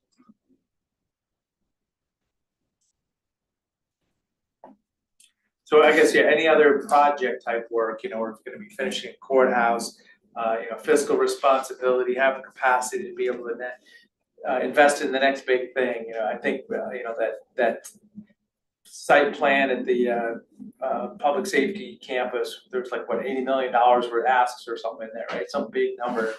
If we come up with a downtown campus plan, I'm sure there'll be some X amount, you know, 5, 10, 15, 20, $50 million project we wanna do, if we look at that. So I'm just thinking, is there a way to mention in goals and objectives that we prepare for the next big capital or something like that? So that could fall under Resilient County, which is sub-bullet, promote policies and actions that sustain and stimulate economic resilience and a strong regional workforce. I heard several different ideas there of downtown campus plan. We have this bullet under service delivery. Preserve, expand, and enhance capital assets to ensure sufficient space for operational needs. Well, so maybe we're switching gears there, cause I mean, let's go expand and enhance, but we need money. So that's kind of where I was coming from, you know, how are we gonna plan for big expenditures? I guess that was the kind of the concept I was just trying to share. Well, it says maintain strong fiscal practices to support Yeah. short and long-term county needs, right underneath it.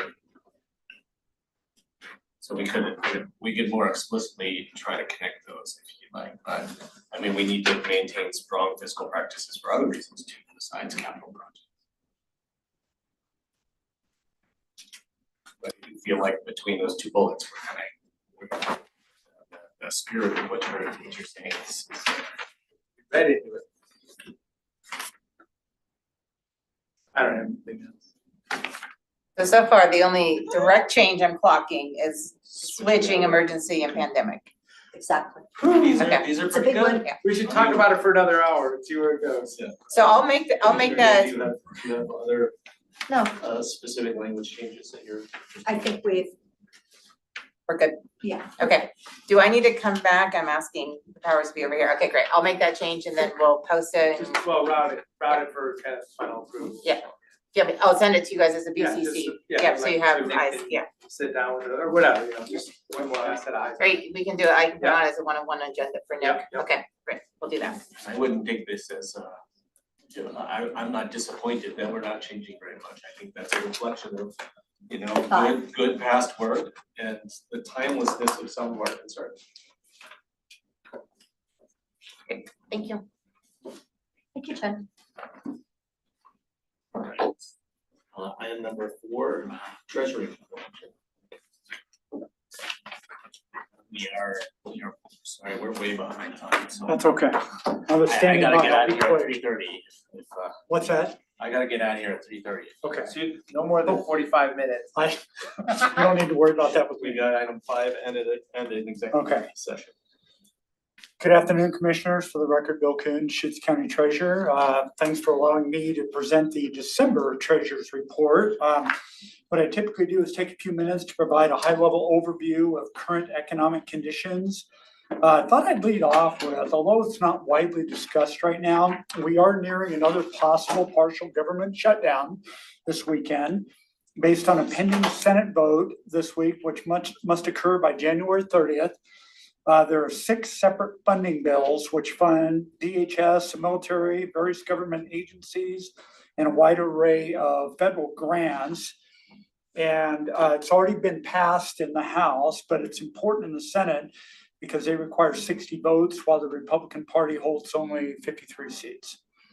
At the time, it appears that Democrats are only opposing the Department of Homeland Security bill, but all 6 votes are interlinked right now. So there's been attempts to unlink them and be able to vote on them separately, not likely to occur before the end of the week though. This partial shutdown is not expected to have the same impact as last fall, as lawmakers have already passed several bills to fund the government, the majority of the government through September 30th. The departments that are potentially being impacted by this are defense, transportation, housing and urban development, health and human services, labor, and education. And it's a $1.2 trillion funding package. So stay tuned on that. Getting back to the rate environment, the next Fed meeting is actually the day after tomorrow, where the committee is expected to hold rates steady. I saw something this morning that they expect like less than a 10% chance that rates would be lowered. And this is after reducing rates by 25 basis points at the December meeting. Although the market is still expecting 2 rate cuts by year end, the first rate cut in 2026 is not expected until I believe the June meeting. And concerns still exist in managing the delicate balance between a lack of momentum in hiring versus still elevated inflation levels. The latest CPI report for December showed inflation rose at a 2.7% annually, which was in line with analyst expectations. Many consumers are feeling the pressure with food prices jumping 3.1% last month, accelerating from a 2.6% increase in November. The good news for the year is that inflation stayed below the 3% threshold for the entirety of 2025. So while it hasn't spiked, they haven't been able to bring it down to that level that they expect to be more sustainable. The tariff impact on inflation remains muted, as many retailers right now are choosing to absorb some tariff costs rather than passing them on to consumers. The December jobs report shows the US only added 50,000 new jobs in December, while the unemployment rate actually went up slightly to 4.5%. Over the last few months, roughly a quarter of all unemployed Americans are now considered to be long-term unemployed, meaning that they've been out of work or looking for work for 27 consecutive weeks or longer. This equated to roughly 400,000 workers. While the official December Producer Price Index has not yet been released, it's actually scheduled for the end of this week, but it's expected to rise 0.2% with a year-over-year increase of 3.3%. This combination of firm price pressures alongside a cooling labor market presents an unsavory trade-off for the Fed as it navigates the rate environment into early 2026. It should be noted that with the delayed release of key economic data during the government shutdown last fall, there is likely to still be some noise in the monthly reporting data over the next few months. So just be aware that there may be some adjustments over the next 30 to 60 days as new information comes to light. The most recent bellwether 10-year US Treasury yield is at 4.25%, which is up about 5 basis points over the past month. This is important as most long-term mortgage rates are priced based on this index. While short-term rates have been cut, we are starting to see some longer-term yields, which is more indicative of inflation in the coming year. For perspective, the 30-year fixed rate mortgage is currently at 6.2% today, but does remain somewhat elevated from a year ago. Over the past few months, I've been tracking the Consumer Confidence Index with the December rate increasing slightly from the prior month. Overall, the index reflects a cautious but resilient consumer outlook where the consumers appear to be focusing on personal finances while remaining uncertain about the broader economic landscape. In December 2025, housing starts increased by 16% compared to the prior month, but overall starts for the year declined 5.71% for the year. This increase in starts during December may indicate a shift towards more favorable conditions for builders and buyers as the market adjusts into 2026. At a regional level, I typically provide data on various markets within Deschutes County. The December Bend single-family residential market revealed a median sales price that declined slightly to $686,000 for the month of December, which was down from $698,000 in November, so down just slightly. With 126 sales for the month of December, 31 of these sales were above $1 million, and 27 of these were cash sales. It's interesting to note that days on market for sold properties remained extended at 53 days, up considerably from the seasonal low point of 21 days in July. Inventory levels have dropped to 2.5 months supply of homes currently listed. And I will also note that Bend area single family residential building permits stayed steady at 31 for the month of December compared to 26 for the prior month. Redmond statistics saw a median price of $508,000 in December, which was essentially flat with $510,000 in November. Redmond area permits stayed steady at 19 for the month, which compared to 18 for the prior month. Sales in the Redmond market, again, have been relatively stable over the past few months, and this is also kind of a function of increasing economic growth in the area as well. Looking at other markets within Deschutes County, Sisters Market had an $800,000 median sales price on 11 sales. Sun River was at $1.3 million median sales price on 9 sales, and La Pine was at $375,000 on 8 sales. So I'll move into the December Treasurer's Report unless there's any questions. How many were in Sun River? How many sales did you say? Sun River sales. 1.35 Yes. was the median sales price, and that was based on 9 sales Okay. for the month. So in December, the portfolio balance was $379.2 million at month end, which was a decrease of $7.3 million from November and an increase of $13.5 million from last year. And this increase month over month, the decrease was primarily due to timing of incoming tax receipts. Net investment earnings were $1,278,000 for the month, which was 100,000 lower than November's earnings, but 106,000 higher than a year ago. And as I've indicated, we are starting to see the impact on monthly earnings from overall reductions in our portfolio balance and also declining rates as well. All portfolio category balances are well within policy guidelines. As I indicated, the LGIP rate dropped to 4.25% for the month of December. And then we were also notified that this rate declined to 4.10% on January 14. So again, we're starting to see declines in our short-term funding rate.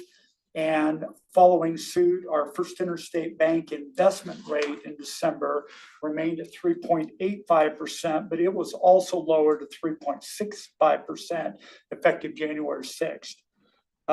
These rates are reflective of recent Fed rate cuts and also the overall declining short-term investment yield.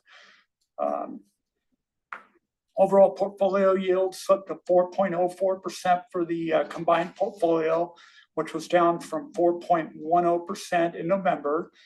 And I've been very proactive with the board regarding my forecast that we achieved a peak in portfolio yield for this rate cycle 7 months ago, which has been impacted by recent declines in yields on long-term investments and also what's happening with our short-term investment yields as well. During the month of December, I made $40 million in investments. And the 5-year maturity distribution schedule reflects these recent investments with maturities that have now extended out beyond 3 years. Question. Sure. So a moment ago, you said we hit peak investment opportunity in this rate cycle. When you say that, are you referring to kind of like? Yeah, overall We're waiting for rate the feds to come trends down that and we are in slow a. multi-year? You're absolutely correct. With what the Fed's doing right now to lower short-term rates, it's also having an impact on long-term rates as well. So as we invest out, we're seeing rates that are anywhere from 50 to 60 basis points lower than where we were a year ago at this time.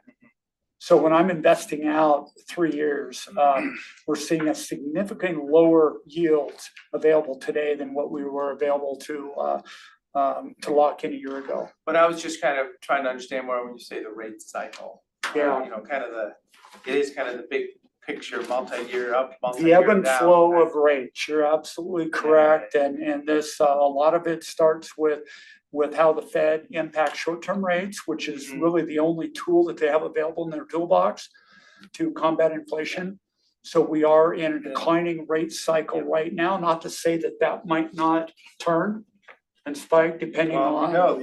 Yeah. Some people want it down, some people think it stay where it is. Yeah, exactly right. But where we're at in the current rate cycle, it is impacting kind of where we are with the overall portfolio yield that we're able to generate.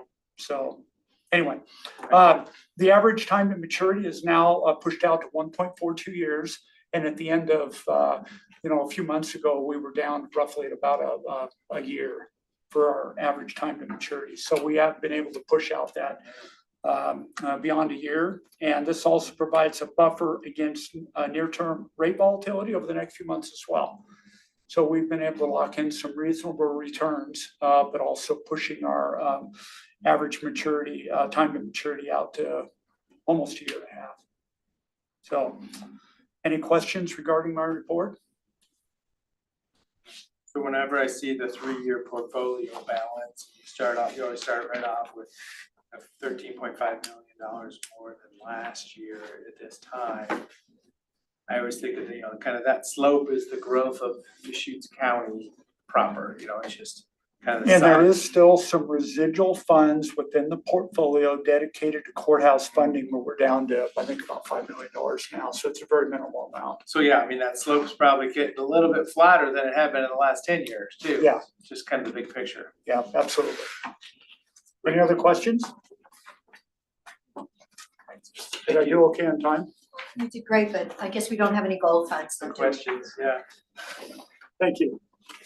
Gold funds. Oh, yeah, she said invest in gold. That's a finance report. How about crypto? Well, gold is, you can see it, right, Robert? You can see gold. Hold it. Yes. It's silver, right? Okay, Yes, good morning, Silver's over or good here, right. afternoon. I heard morning earlier, right? So good afternoon, commissioners. For the record, Robert Tintel, Chief Financial Officer. Today's report is for the period, financial report is for the period December 31st, 2025, halfway through the fiscal year.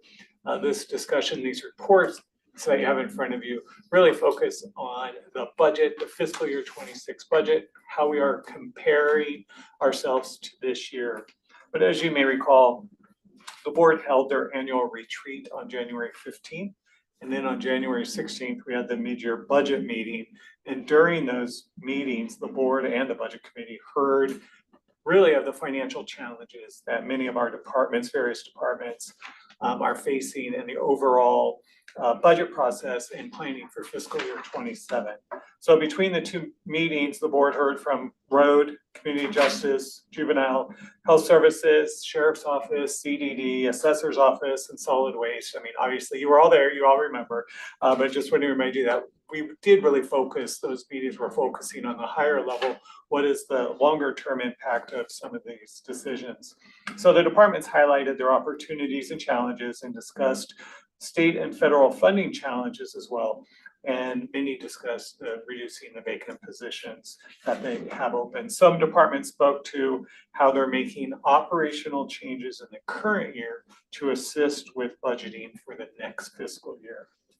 While this month's financial report continues to be on target overall when comparing to our actual expenditures to budget, the focus of departments is looking at operational stability and funding challenges as were discussed in those meetings. I just say that as a preface to, again, when we look at a high-level overview of these financial reports, again, it's because we're just comparing how are we doing compared to budget. And again, overall, we're on target with budget. The projections for most funds have not changed significantly. So I'm not going to go over every single fund because the year end is there. Just highlight a few important or changes that were made compared to last month's report. But again, just because we're saying, yes, we're doing well on this year's, compared to this year's budget, again, it's not taken away from the forecasting and long-term planning for departments in future years' budget. And with that, on page 51 in your packet, we have the memo. It starts off with general fund. Again, both revenues and expenditures are in line with last year's actuals and we're on target for this year for the budget. Point out on the dashboard graph, the revenue graph has reached its peak in November and the remaining months are going to be lower. And that's that bottom monthly revenue graph again, because tax revenues come in November and we know that's the peak for that time. But I seem to get the sense that we actually didn't collect as much money as we might have thought. The revenue is down, what is it, to over 2 million from prior year? I mean, somehow I saw you made a statement somewhere in this. And it could be, and that's all revenues combined. So, Okay. but our property tax revenues are, they are on target where we are. In fact, I mentioned earlier today, we did just mail out our tax statements for the trimester that's due in February, mailed out about 11,400 statements. And that's about on average that we send out for the trimester for those who didn't pay in full by the full November timeline to get their 3% discount. So Where does, PILT goes into our general fund, or does it go into a separate? PILT is broken out into different funds. The majority goes to the road fund and also natural resources. General fund typically gets $500,000. This current fiscal year, it received 1.1 million because we received a $600,000 additional over what we budgeted. So between us and roads, we worked out, given the challenges in the general fund, the current year is a one-time addition. The general fund received more in that fund. And PILT lands, does it land in general fund and they get transferred out, or is? When it comes in, we code it out directly to those three funds. Then the title on page 53, you've got November on it. I don't know if you guys caught that already. No. Isn't that supposed to be December? It should be, yeah. Okay. Thank you. So page 52, back on the FTE position control summary. So this overall in the bottom, the total FTE reduction from last month, the net reduction is 10 FTE. 1 FTE actually increased for the justice courts. You may remember that resolution the board passed, but it was a reduction by 11 for the sheriff's office for eliminating their vacant positions. So you'll see now in the middle of the report, the sheriff's office vacant for December was at 21.5, where last month they were at 33.5. As the sheriff mentioned during the retreat, their target is 251 positions. So their unfilled went down this month. Next month report will report the health services reduction of 10.35 FTE and juvenile community justice, their reduction of 6.6 FTE. If you remember, the board approved those, but those were effective January 1st. So it's not reflective in this report, but you'll see that next month. And How many is juvenile going down? Did you say 5? 6.6. 6.6. Yep, and 10.35 for health services. Right. So yes, the next page, 53 in your packet, is the December personnel and overtime report. Again, the total overtime budget is about 3.7 million, and actuals at this point is 1.6 million through December. About 43% of the budget, which again, we're 50% through the fiscal year, so overall it's less. And the sheriff's office, again, does make up the majority of that overtime. They're at 47% of their budget. Again, that's close to, but less than the 50% for the half of the year. And that might be dialed in because he was explaining how he's able to fill all the shifts with that extra person. Yeah, maybe that'll just start falling off, which would be very exciting. Right. As he mentioned, they spend a lot in overtime, and so they're Yeah. trying to manage that effectively. Page 58 in your packet, skip that for the general fund. Revenues and expenditure projections are similar to last month. One change, the major change in the revenues was we did receive an additional 500,000 in property tax revenue just because of the timing. Not all of the revenues were received in November, so that was the biggest bump in the revenues. It didn't change our year-end projection, but just the actuals came in higher. And as far as transfers down below in the general fund, No, I was putting on number 8. You said county is expecting higher than usual penalties from late filings. yes. So that means somebody is not paying their property taxes. Those were for people like personal property taxes when you file your reports. And if you don't file them on time, then you get a late fee separate from, Property taxes. yeah. Yeah, I sat by somebody who was furious with us. Yeah. He said he's gonna move everything to Crook County. I mean, and businesses can do that. Yeah. Down in transfers, the only thing that changed there is the budget amount. You'll see in the middle column, 18.4 million. That increased, the budget amount increased it by 1.3 million as a result when the board approved all the supplemental budget adjustments. And that was for the general fund transferring to fund 090 for the ARPA expenditures that are budgeted and planned on being paid out of that fund. And the PILT total we received, just to follow up on that question, was 3.9 million total, and 2.4 million goes to the road fund and 424,000 in natural resources. And I mentioned the general fund gets 1.1 million in this current year. And we are still waiting. Chris mentioned even last couple of weeks ago that we're still waiting on Congress to pass the PILT funding or for the president to sign it. So we'll see how that goes. Built or for the SRS? PILT. Still waiting for the PILT. SRS was passed. Yep. But the PILT is now passed as well, just waiting for signature. That's the last I heard, yes. Page 60 juvenile fund, their projections didn't really change a lot from last month, but again, this is reflective of their budget adjustments. They reduced their program expenses by 382,000. And again, the less 6.6 FTE is all built into their projections. TLT fund, page 61 in your packet, fund 16170. Only thing that was updated in the projection was the interest on revenues. We did increase that by 10,400 now is the variance there. So we're expecting about $10,000 more than what we budgeted for the interest revenue. I do want to update the footnote under A at the bottom. It has lodging tax revenue. At the time this report was prepared, we didn't have the final numbers for December. So now that we do for December, lodging tax revenue is up 4.9%, so slightly lower than this is, and 6.6% compared to fiscal year 26 budget. So the net in the December increase, it was flat compared to last year. And again, these are November activity that's reported in December. So in November, it was up 9.4%, but in December, it was essentially flat, if you remember seeing those reports out. So we'll obviously see how the next month comes in as well. So the really bad snow month. It really is. Do not know yet. Yes. No one's gonna shake out.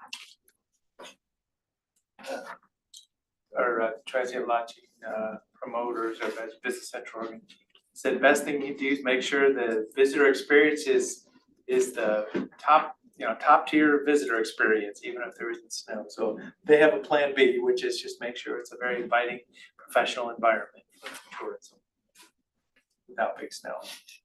That's great, but freezing fog and no snow is not what people come here for. Not a good combination.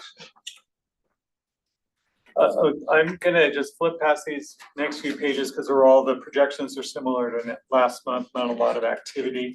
Go to page 69 in your packet, which is Health Services Public Health Fund 274. I'm just yeah. wondering on page 65, Yeah. there's, they have a variance of 3.8 million plus. So when are they gonna come to the commissioners with that information? It said they're coming to us. The OHP reserve, which, Well, the variance, just wondering. They have the information? on their transfers. Right, that 3.8 million.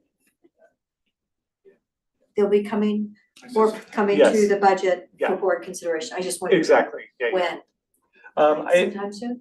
yeah, I would have to get with them when, but obviously it would be, before they spend it, probably when they know what their year-end projections will be. That's sometimes typically like in personnel too, you'll see that their projections for year-end are higher than what their current budget is, but they're still waiting until when we'll come to the board for the supplemental budget.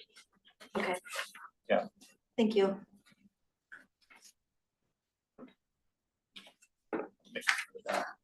Obviously, because they transfer usually from their OHP reserve to their operating funds, and that's where the funds would go.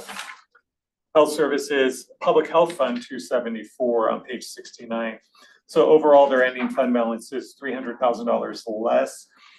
They did receive $200,000 in less revenue. They updated their projections there and increased their expenditure projections by $100,000. So that net is $300,000 of their projecting and ending fund balance at 2.8 million.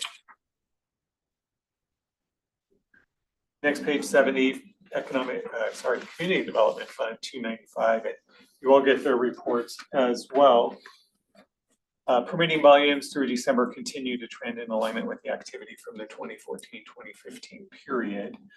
And they did mention in the coming months that counties, you might have heard that you're aware, County Natural Resources Department will integrate into CDD's planning division, and Natural Resources has 3 FTEs, so that'll be a transition, and we'll be planning for that for the next budget year as well. On road, I did mention they received the 2.4 million in PILT, and that is in this budget here. That's that second line item down from actuals on federal PILT.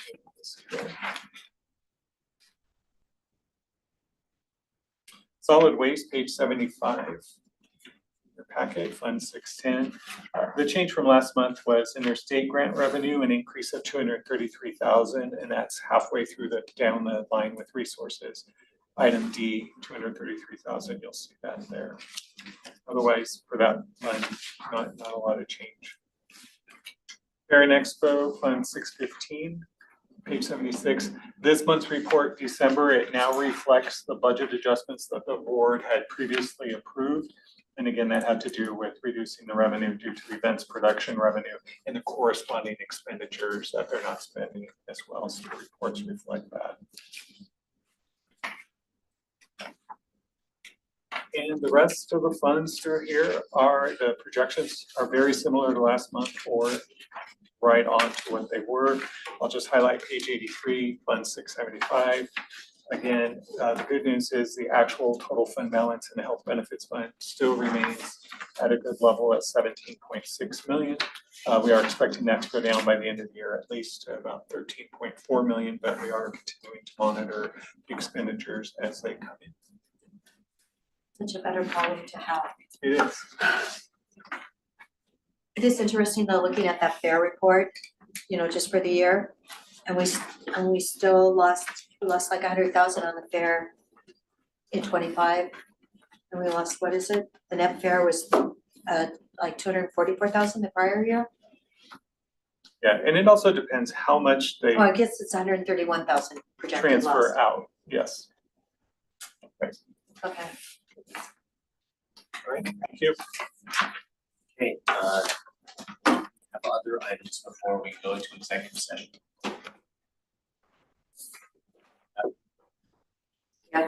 Hello again. Let people know we'd be talking about the legislative. Yeah, I saw that. I was listening online. So just a real quick update. I got an update this morning from our lobbyist. OLS is not going to publish bills until Wednesday, maybe even Wednesday afternoon. They're not going to be available on Bill Tracker until Thursday. As I mentioned before, we have switched our legislative update meetings to be weekly on Thursday mornings, 8 a.m. So we will not have a Bill Tracker report for Thursday. So just coming before you to see if you want to postpone or if you want to just cancel that meeting for this Thursday, and then next Thursday, clearly session will have started and we'll have bills to review. I did reach out to Doug several times this morning, but I think he's in the thick of it, so I haven't heard back from him. But I'm not tracking anything urgent. After I was gonna come before you, I received the email from Commissioner Chain, briefly mentioned it, the US 97 letter. So I could send that out and that could be something that we could talk about, but at this juncture, we have all the department heads coming on that ledge update meeting on Thursday without really bills to specifically track. So just wanted to put that out there to see what your preference is for this meeting, for the Thursday meeting. Is it possible department heads are going to be kind of more up to date on certain bills than we are and wanna give us the heads up on things? It's possible. I Even would without say the main priorities from the county, we have been in constant contact with department heads through coming before with the commissioners, through Doug, our lobbyist, with them going over. We know Custody was over last week, I think it was. So I think the very beginning key issues that we're tracking, everyone's pretty well aware of, including the commissioners, just from having Doug give that, 45-minute update last Thursday. I think that was, as far as I know, the most up-to-date place where we stand with that ledge update, but happy to have people come and on that call as well. And then another option for that letter is I could send that draft letter out, so commissioners have time to review it and we could put it on the agenda item for the following Thursday. Or I could come back before you next week on the 4th to discuss that letter as well. I read through your whole chains. I wasn't sure the sense of urgency there, but I think we have a little bit of time, but want to get ahead of it. Is kind of where I landed there. I mean, it would be great to have a final document by February 9th when commissioners go to AOC Ledge Day. So we could talk about it on February 4th and or February 5th. So February 4th, BOCC meeting, February 5th, the next ledge update meeting. February 4th would be good. I'll put that as an agenda item then to talk Yeah, about. we don't need to have a meeting this Thursday, so. The leaning is no meeting on Thursday. Okay. Sounds good. So we'll cancel that. I'll put the US 97 letter on the agenda for February 4th, and then we'll keep the February 5th ledge update meeting. Okay, great, thank you. Thanks very much. Thank you. I will be attending AOC on the 9th and 10th, Monday, Tuesday. Also this afternoon, I am gonna go back up to Redmond for the Coordinated Homeless and Regional Housing Council meeting. I'll just be in the room there and be able to follow that topic. Tomorrow, we're having a just public-private partnership kind of discussion with Core 3 to see if we could have some kind of a partnership that can come together. So Core 3 meeting tomorrow on that, just some of the folks that are engaged.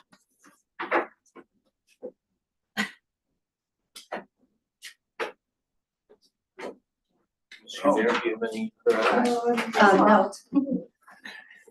No. Yeah, I was gonna mention the Crow and Regional Housing Council meeting as well. I'll be there.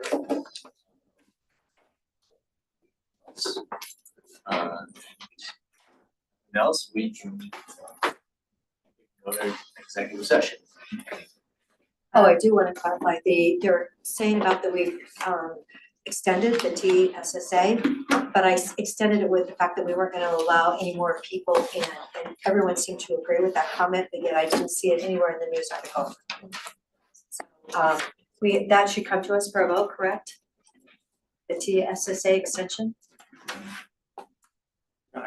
I have to check with Eric and Christie. I'm not sure if that's coming forward. Okay, it needs to say we're not going to take any more people on the document or I won't sign it.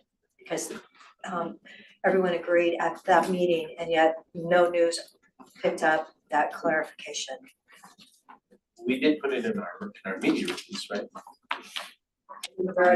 I didn't hear it when I heard the news. No, I mean the media release that we put out about TSSA. I think it was a joint release. I'm looking now. Yeah. Okay. But yeah, I hear. So I'll be- Okay. Because I loved how they did the 40 acres with the little clusters. That was clever. Are we ready for executive session? I'll read the statement. The Deschutes County Board of Commissioners will now convene an executive session pursuant to ORS 192.660. The specific authorization for this executive session is ORS 192.6602D, which allows the board to meet in order to discuss labor negotiations. Designated staff and the media are allowed to remain during the executive session. However, the media may only report that the board met in executive session and the identified basis for meeting in executive session. Recording devices are not permitted. No final decisions will be made, and at the conclusion, we will open the doors and invite the public back into the meeting.